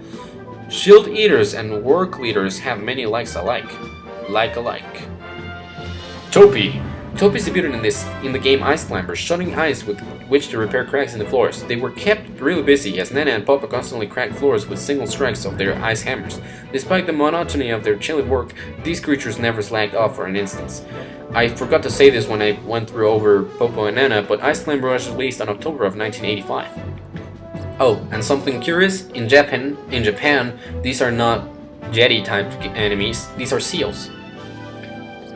Polar Bear. This bizarre beast appears whenever the ice climbers take five during their ascents. Each leap, the upright bear causes an earthquake and makes the mountain scroll upward. If the climbers fall off the bottom of the screen, they'll drop into a bottomless chasm. For reasons unknown, it sports pink shorts and sunglasses. Raccoon Mario. In Super Mario Bros. 3, Super Leaves cause Mario to grow raccoon ears and a tail. By sprinting and rapidly waging the tail, Mario gained the ability to fly for short periods. Like the cape in Super Mario World, the tail also reduced the speed at which he fell, making mid-air moves easier. Needless to say, real raccoons were jealous. The first time it appeared was in Super Mario Bros. 3, released in February of 1990. Metal Mario. Mario was in for a surprise the first time he hit a metal box in Super Mario 64. The metal cap that popped out transformed Mario into living metal, giving him great stamina, a heavy tread, and the ability to walk underwater. In Super Smash Bros., Metal Mario showed up as an incredibly stubborn mid-level boss. First appeared in Super Mario 64, and if you see the reflections of Metal Mario, let me just rotate him a little bit, you can see that his reflection is from the Super Mario World stage, Yoshi's Island. Paper Mario. The Star Rod, Bowser stole it and Mario wants it back. Bowser vs. Mario is familiar for Mario aficionados, but Paper Mario is novel. What this game brings to the 3D polygon-filled gaming world is its art style. Everything is wafer thin, but the visuals lack in realism. They more than make up for in unique artistry. Paper Mario's first game was Paper Mario, of course, released in February of 2001. Wario! An old acquaintance of Mario's, his failure to seize Mario's castle has fueled Wario's desire for a palace of his own, where he has Herculean strength and can do things that even Mario can't imitate. His unexpected skills include a talent with items and the ability to assume many roles, among them a snowman, a zombie, and a bat. First appeared in Super Mario Land 2, 6 golden coins, where he was kinda revealed to be Mario's cousin, and also Nemesis. This was released in November of 1992, and later was given his own series. Plum. Plum is one of the first playable golfers in Mario Golf. She's not all that strong, so her drives tend to lack distance. On the other hand, her strike area is large and allows for refined control. She's a very stable golfer, both well-balanced and easy to master, which makes her a favorite among beginners and pros alike. First appeared in Mario Golf, released in July of 1999. Daisy. The Princess of Sarasaland. Daisy met Mario when he helped defeat the evil alien Tatanga in Super Mario Land. Princess Daisy is a bit of a tomboy when compared with her counterpart, Princess Peach. After her appearance in Mario Golf, some gossips started portraying her as Luigi's answer to Mario's Peach. First appeared in Super Mario Land, released in August of 1989. There's a really weird thing. If you will excuse me, I will. Nope, not what I meant. Zoom in, rotate, drag, and zoom in. Excuse me? There you go, right here. Daisy has a third eye inside of her model in the early versions of Super Smash Bros. Melee, even though it was corrected in the Player's Choice edition of Super Smash Bros. Melee. Pretty curious, and at the same time, creepy. Waluigi! This tall, thin, evil-looking guy seems to be Luigi's rival. He works hard at his mischief, but Luigi reportedly spent a lot of time training for his debut in Mario Tennis by honing his ability to antagonize the Mario Brothers. While it's general knowledge that he is the same age as Luigi, his relationship to Wario isn't clear. Yet, they've not said if Waluigi is actually Wario's brother, or just a friend, or whatever. First appeared in Mario Tennis, released on August of 2000. Thwomp! Thwomps spend most of their time suspended in mid-air, waiting. When Mario passes below, they crash down with amazing speed. As you may guess from their appearances, they are heavy and solid enough to make any attack on them futile. Small ones are called Thwimps. Despite their weight, they often form groups and bounce around. First appeared in Super Mario Bros. 3. Boo! These shy spirits inhabit Mario's world and have been known to vanish or freeze when met face to face. In recent years, they seem to have overcome their fears in order to pursue tennis and other social activities. They usually appear in groups and fly in formation. From time to time, giant boos make surprise appearances also. First appearance in Super Mario Bros. 3. Koopa Clown Car. Bowser's single-seat personal airship doesn't exactly handle like a dream, but it wasn't designed to be sporty. The Koopa Clown Car was made to carry Bowser's huge weight, not to mention a logic-defying arsenal of massive bowling balls. In Super Mario World, Mario busted the Koopa Clown Car by pelting it with Mecha Koopas. First appeared in Super Mario World, released in August of 1991. Viruses. These contagious viruses make life difficult for Dr. Mario. They infect everything they come into contact with, but the good doctor must attempt to neutralize them with his trusty Mega Vitamins. Dr. Mario can stop these pesky germs by lining up Mega Vitamin capsules of the same color with the nasty microorganisms. Bucket.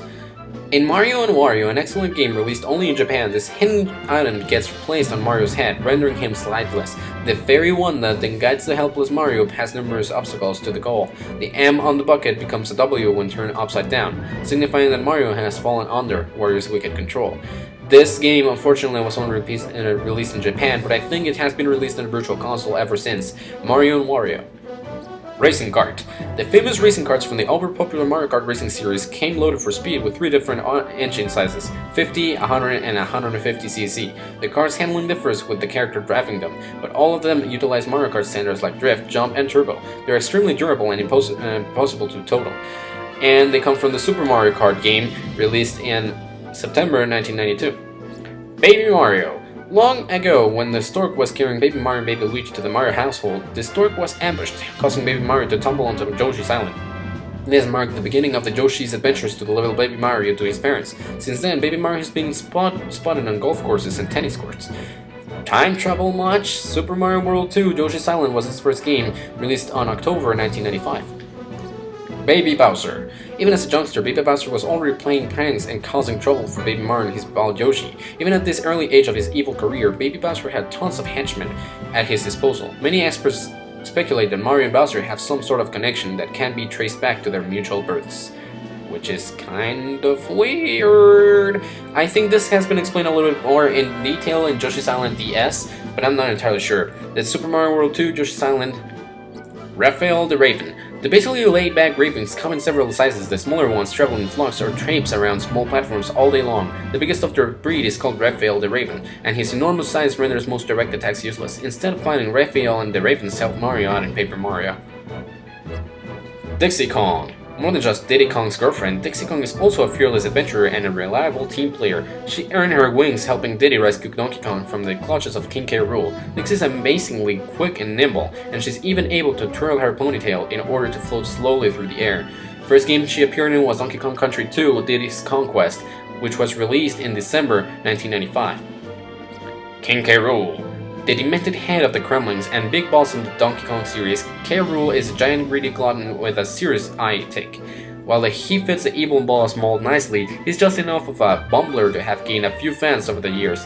His plan to blow up the DK Isles with his Blastomatic shows how unbalanced he is.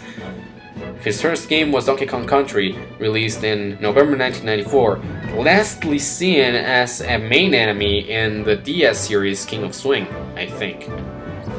Goron. Most Gorons inhabit the stony slopes of that mountain. They can achieve incredible land speeds by curling up into balls and rolling. They also curl up into small balls to sleep. They are gentle and calm people, but their leader, Darunia, is impassioned and brave. Gorons and strong and dexterous fingers to make blades and bombs. Marin.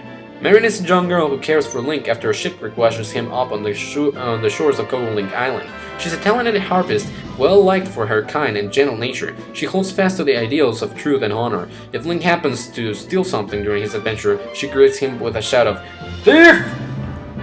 Marin appeared in The Legend of Zelda Link's Awakening, which was released on August of 1993, and as you can see, the 3D model makes her look more beautiful than the sprite will ever do, and makes convinced that she is actually is the dream version of Zelda. Majora's Mask. A lonely Skull Kid put on Majora's Mask and unknowingly allowed a great evil to invade the land of Termina. The mask manifested its evil power into the fearsome-looking moon, and the Skull Kid became merely a puppet under its malevolent power. In the ultimate battle with Link, Majora's Mask was formed into 3 separate forms. Only seen in The Legend of Zelda Majora's Mask, which was released in October of the year 2000. However, cameo appearances have been made later on.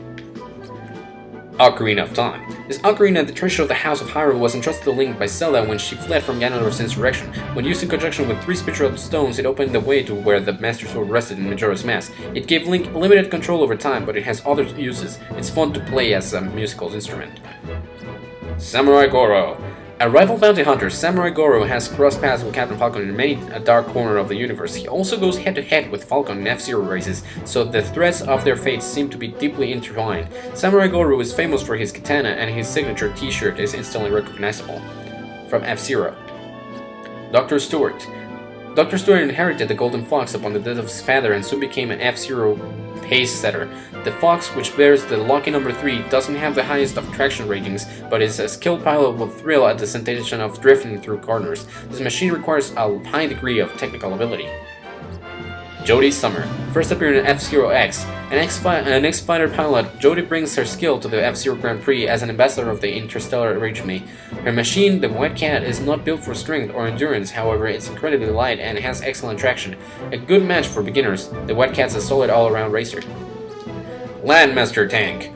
Team Star Fox's high-powered anti-craft hover tank. Its caterpillar-like threads allow it to perform quick lateral rolls. It can even fly for short periods of time. Its main cannons closely resemble the weapons technology of an Arwing, so the same rules apply. If you charge them up, you can shoot guided missiles.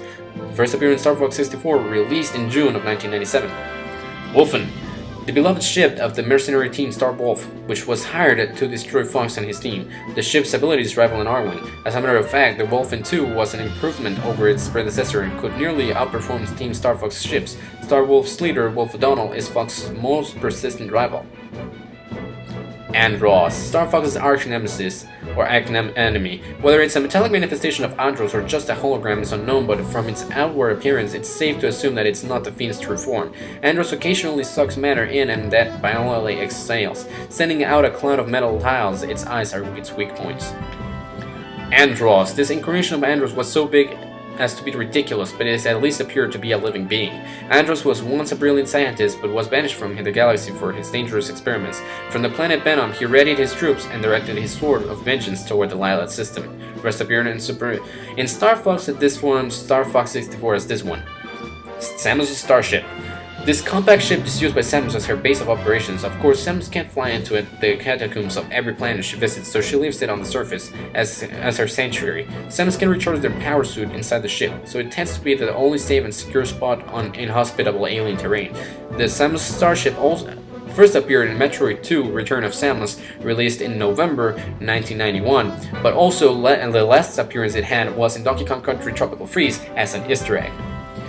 Metroid. A parasitic lifeform that can absorb all types of energy. Metroids have strong resistance to most conventional weaponry. To defeat them, Samus Aran had to freeze them with ice beam shots and then blast them with missiles. Mechtroids, which look like Metroids, are weaker, with fewer internal nuclei. Ridley. the head of the space pirates on Cetus. Ridley soars through space on wicked wings.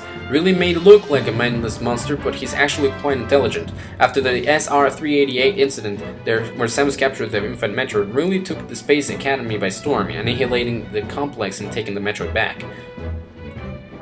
Fire Kirby! When Kirby swallows a fire-wielding enemy, he transforms into Fire Kirby. Not only does he breathe fire into this form, but he can also spout flames on his entire body and damage enemies by crashing into them. Fire Kirby wears the bright red headdress of his enemy, burning Leo.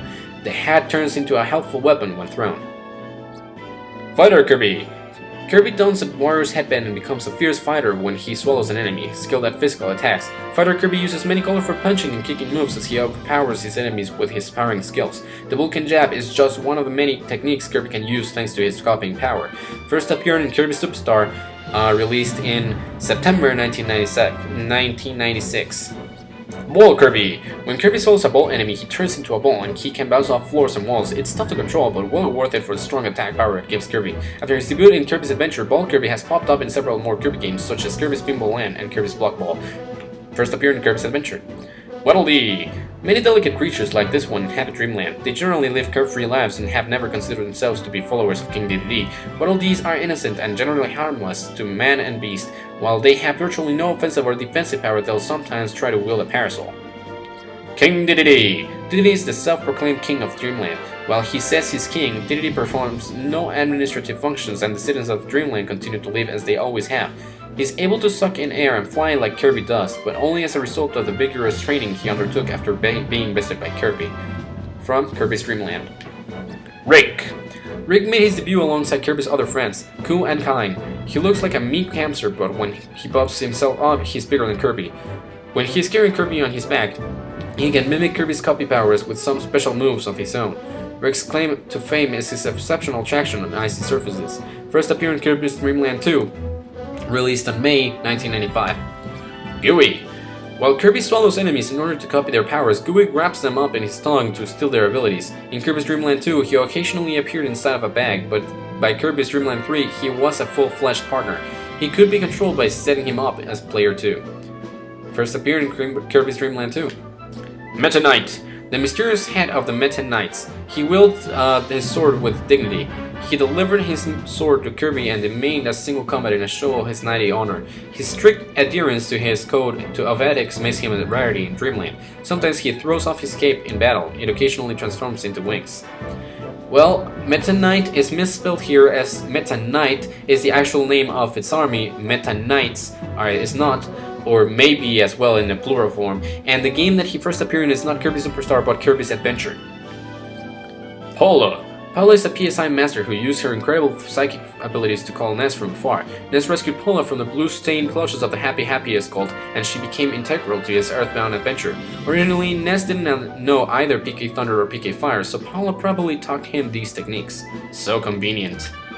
Jeff, another of Ness's close friends in Earthbound. Jeff is the only son of the famous scientist Dr. Andonauts. Jeff is a mechanical genius, able to turn common broken tools into complex weapons like the Hungry HP Sucker and the Slam Generator. He's a bit on the shy side, but incredibly intelligent and brave in the heat of battle. Pooh! Pooh, the crown prince of the mysterious eastern country of Dalam, joined Ness after completing rigorous training in his home country. While he doesn't stand out among Ness's friends, his vast experience and strong willpower make him a key to their success. Pooh can assume the form of an enemy to gain its powers. Earthbound. Starman. Just one kooky subset of the diverse cast of enemies in Earthbound. These strange creatures are aliens in the employ of Gygas. Variations of the Starman race include Starman, Starman Jr., Starman Deluxe, and Starman Super. They all use PSI powers, but their strength differs depending on the level in which they're found. Bulbasaur! Bulbasaur is a cute Pokemon born with a large seed firmly affixed to its back. The seed grows in size as the Pokemon does. Along with Squirtle and Charmander, Bulbasaur is one of the 3 Pokemon available at the beginning of Pokemon Red and Blue. It evolves first into Ivysaur and ultimately into Venusaur.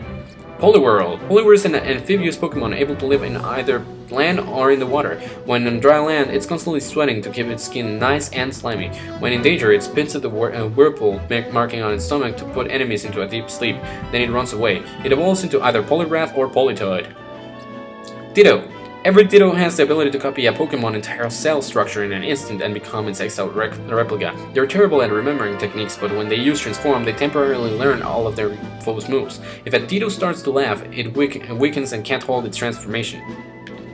Eevee! As adaptable as a Pokémon as any yet discovered, Eevee's evolutionary progress changes to meet the conditions of its environment. So far, 5 evolutionary forms have been discovered and then catalogued for this unique Pokémon: Vaporeon, Jolteon, Flareon, Espeon, and Umbreon. All evolutions have special benefits, except for the fact that, up to this point, there's more evolutions having Iceon and Leafeon as well as Sylveon being discovered.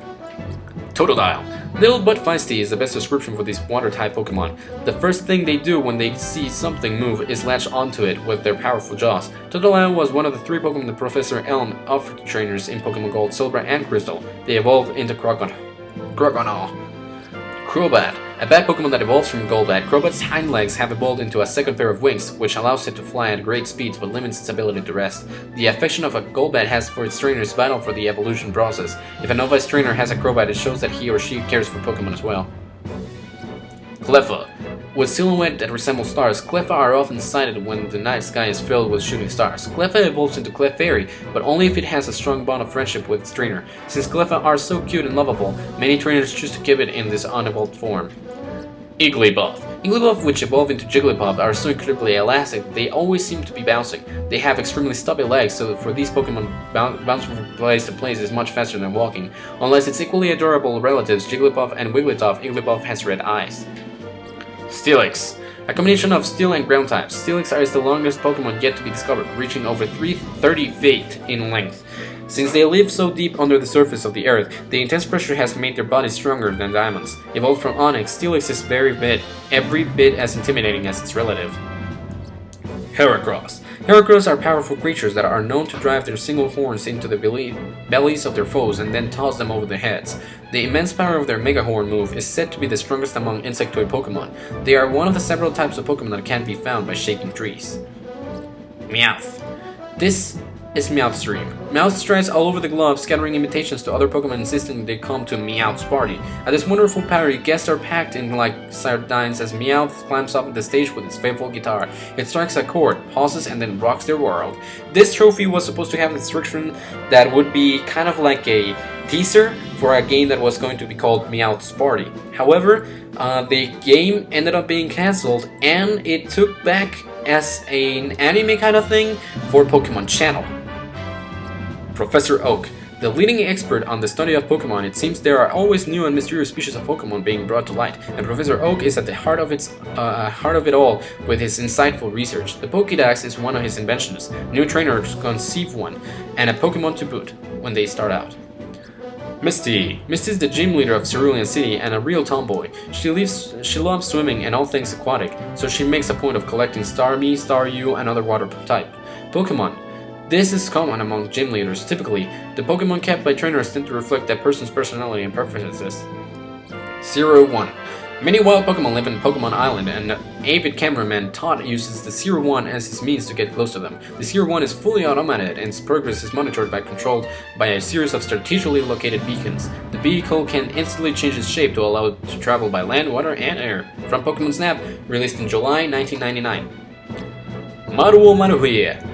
His name is Maruo Maruhiga. He has a splendid mustache, and he is the eldest son of a long-established card merchant. After stints as a taxi driver and convenience store clerk, he settled into his role as heir to the card business, which has been in his family for 5 generations. He manages to the Maruhiga Card Shop. Card Hero, Japan-only game. Ryota Hayami.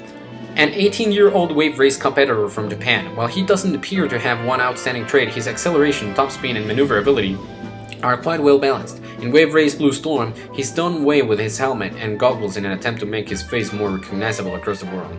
From the game Wave Race 64, released in November 1996.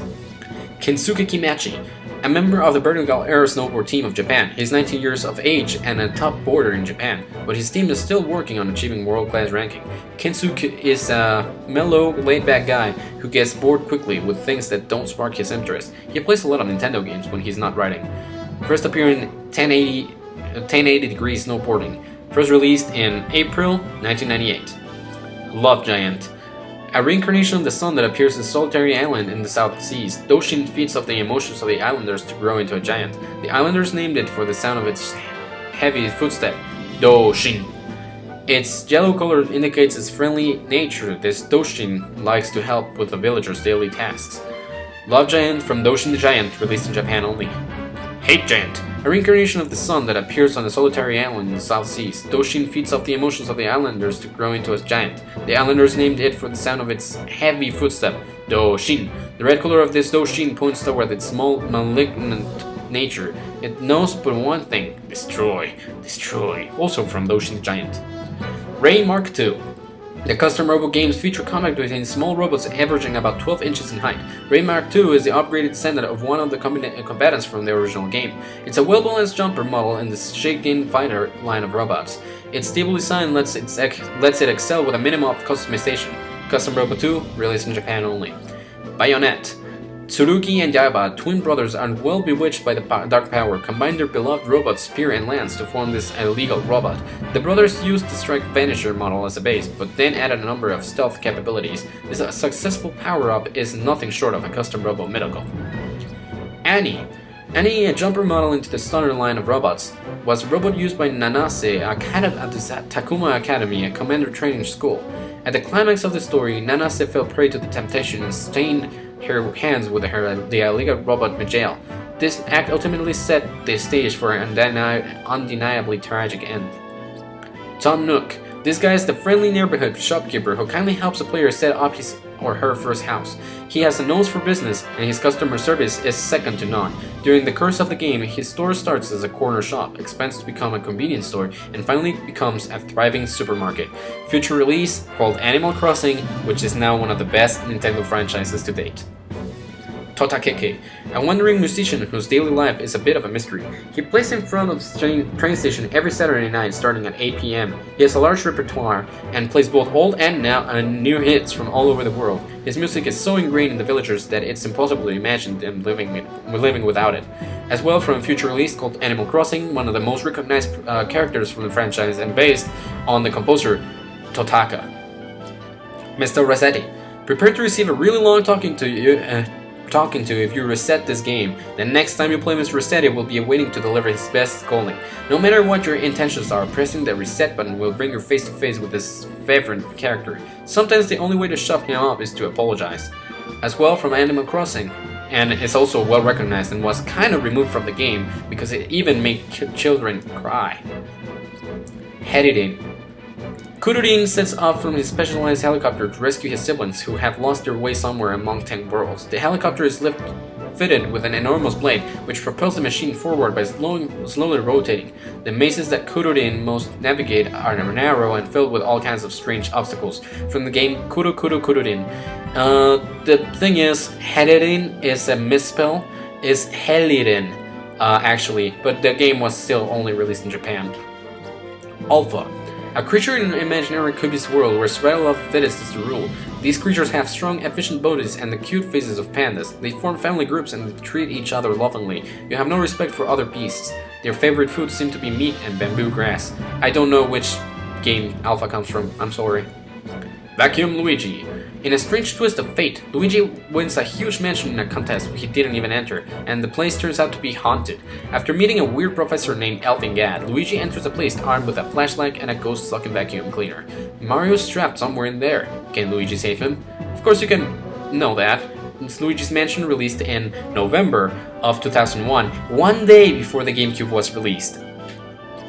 Pikmin. These strange beings are part plant, part animal. They spend most of their time buried in the earth, but they will befriend whoever plucks them, as evidenced by their devotion to Captain Olimar. Each Pikmin has a leaf on its head and that grows into a bud and finally a flower. Like a flower, the life of a Pikmin is both fragile and beautiful. This is from Pikmin, released in December of 2001. Now I'm gonna tell you about the Captain Olimar trophy that I cannot unlock on this game. However, it is unlockable by having a Pikmin file on your game. The main character of the game, Pikmin, Captain Olimar, crash lands on a mysterious planet after his spaceship malfunctions. In order to get off the planet, he must gather the pieces of his broken ship, but the atmosphere of the planet is poisonous to Olimar. As a result, he has to enlist the help of a native Pikmin. He comes from the game Pikmin, released in December of 2001. Excite Back. The top-of-the-line motocross motorcycle can accelerate like crazy with its turbo, but this also causes the temperature gauge to rise rapidly if used too often. The bike will overheat. You can cool your hot bike down by running over special icons scattered across the track. The turbo and rams let you pull insane airs. The first game was Excite Bike, released in October 1985. Donkey Kong Jr. Donkey Kong Jr. came to the rescue when Mario imprisoned his father. Donkey Kong Jr.'s challenge was to collect the keys to Donkey Kong's cage, all the while dropping fruit on his enemies from high above. He was able to climb faster by using 2 ivy vines at once. This ape is also quite skilled at kart racing, tennis, and mathematics. From the game Donkey Kong Jr., released in the arcades in 1982. Ducks. These friendly fowl are the targets in the game Duck Hunt, which utilizes a Nintendo Zapper-like gun. They appear and randomly fly about trying to escape after you're faithful. If slightly clamorous, hunting duck flushes them out. Once you drop the dogs, your duck dutifully fetches them by the napes of their necks and grins at you. From the game Duck Hunt, released in October 1985. Bubbles.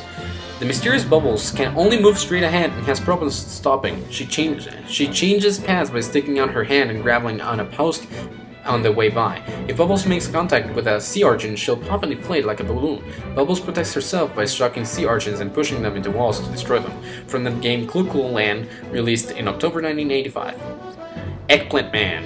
Eggplant Man had debuted as an enemy in the NES game Wrecking Crew. Even though his movement pattern was very simple, he was a fairly formidable foe. Since Mario and Luigi had limited means of attack, you could beat this enemy by dropping a dead-end drum on him, or by tapping him behind a door and blowing up the room. From the game Wrecking Crew, released on October 1985. Mack Rider. After the destruction of his hometown, Mack Rider jumped on his machine gun-equipped combat motorcycle and set off in search of a new home, destroying all the quad runners who got in his way. His motorcycle had 4 gears and endless ammunition. When hit, Mack Rider would break into fragments and then rejoin together. From the game Mack Rider, released in October 1985. To unlock Mack Rider, you have to get Speed Demon as an award or as a bonus when finishing a classic game, for example. Balloon Fighter. The goal in Balloon Fight is to break your enemy's 2 balloons depending on his flotation devices. If you lose 1 balloon, your buoyancy drops and it becomes harder to rise. As you can pop both friends' and enemies' balloons, you have to stay alert in this 2-player fun fest. The balloonist's name is unknown. Only Balloon Fighter from Balloon Fight, released on June 1986. Stanley. Stanley is a plucky exterminator who takes on Donkey Kong and an army of insects in the 3rd installment of the original Donkey Kong series. Stanley has a tough job. He has to chase Donkey Kong away to another greenhouse with his insect repellent, then climb up the ivy to pump the main hive with deadly spray. From the game Donkey Kong 3, released in June 1986. Pit. The head of Palutena's personal bodyguard, Pit traveled near and far to gather 3 sacred treasures that would help him defeat the evil goddess of darkness, Medusa, and free Palutena, the goddess of light. Pit couldn't fly with his little wings, only the wings of Pegasus let him take flight. Will Pit ever fight again? And that was answered already, but his first appearance was in Kid Icarus, released in July 1987. Dr. Wright. The assistant to the Major of SimCity, Dr. Wright was actually named after the creator of the game. As a player, you'd have to use your wisdom and experience to give timely advice to the Major. If you did a good job, the city prospered. Dr. Wright is one of the leaders in the all-time bizarre Nintendo game hairstyle contest. From the game SimCity, released in August 1991. Donbei and Hikari. Donbei and Hikari are the main characters in this video game version of a classic Japanese folktale. The game chronicles the lives of our fearless heroes, from their birth to the time they drove the evil from the island of ogres. They are accompanied in their adventure by Ringo the dog, Matsunosuke the monkey, and Ohana the pheasant. From the game Shin Onigashima, from Japan only. Ayumi Tachibara. Ayumi is the heroine of the Detective Club games, which were made for the Famicom Disk System. In the first installment of the series, Ayumi solved the murder of one of her friends, and shortly thereafter, she opened her own investigative agency. Since those early days, she's proven to be a daring and peerless crime solver. First appeared in the Famicom Detective Club Part 3, also released only in Japan. Monster. This rally car tore up a dirt and raced through uncharted lands. In the Disk System game 3D Hot Rally, while it wasn't as fast as the other 2 car types, it had super strong attacks. Had super strong shocks to deal with horrible roads and other obstacles. Mario and Luigi are in command of this car, although they don't show themselves in the game very often. From the game 3D Hot Rally, only released in Japan.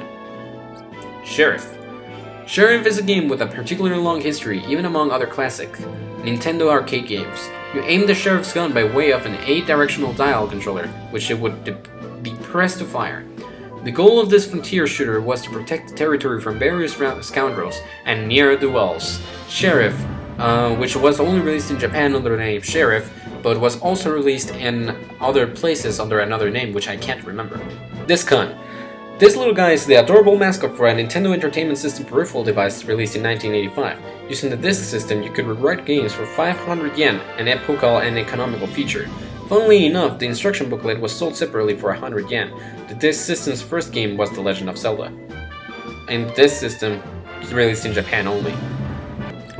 Nintendo GameCube. Nintendo's latest bundle of joy arrived in North America on November 18, 2001, and video game fans rejoiced. This little beauty is sleek, compact, and full of cutting-edge technology incorporating optical media for the first time. The Nintendo GameCube was truly born to play. Rumor has it that Super Smash Bros. Melee is a software title for this wondrous device. Of course, this is hardware for the Nintendo GameCube, which is a console that this was used to play it on. Let me give you the other two trophies that that are not obtainable in game. Samus Unmasked. It's said that the orphan Samus Aran was raised by the few survivors of the Chozo race. They armed her with a power suit and taught her with the ways of advanced combat, even burdened with her heavy suit. Samus is as grateful as a butterfly. In the Metroid series, it was standard that Samus would remove her helmet and armor if you clear the game fast enough. And lastly, Mario and Yoshi. Yoshi was first introduced in Super Mario World, and the sight of Mario's riding the helpful character soon became an enduring image despite his cape. Mario can fly while astride Yoshi. The pair can make huge jumps and drift slowly back to Earth, though. As a last resort, Mario could leap off Yoshi's back to safety. Okay, so now that we've gotten that, what I wanted to show you on the ways of unlocking this gun. You come over to data, you come over to the melee records and then the bonus records, and you have to get all 249 records in here. I, for some reason, did not save this. It, for some reason, did not save it. Which is pretty weird because I went on and off of a lot of modes continuously. Right here you will see that there is no... you will need very hard clear. There's also a link master for defeating all 5 links in adventure mode. There's also one that is missing here called Melee Master for clearing All-Star without using any healing items. And there's a lot of other ones that I had missed, but there's 249. You can look for a list on all of them, all of the bonuses here, and how to do them, or what the description is, because usually they tend to give you out what it is. That way you will unlock Discon. 249 of them. Don't miss any. And that's it. So I'm kind of mad at the game right now because it didn't save my 2 last trophies. But that's it. That's gonna be everything for this episode of Let's Play Super Smash Bros. Melee. So thank you guys so very much for watching this. Don't forget to comment, rate, and subscribe to the channel. I am sorry, I've been talking for about 2 hours. So just enjoy your day. I hope that you liked the first episode of Donkey Kong Country Tropical Freeze. And I will be seeing you guys for Super Smash Bros. Melee later on, as well as, Super Smash Bros. Brawl later on, as well as some other games, and even in the new ones that we'll be releasing soon. So I will see you guys later. Goodbye, guys.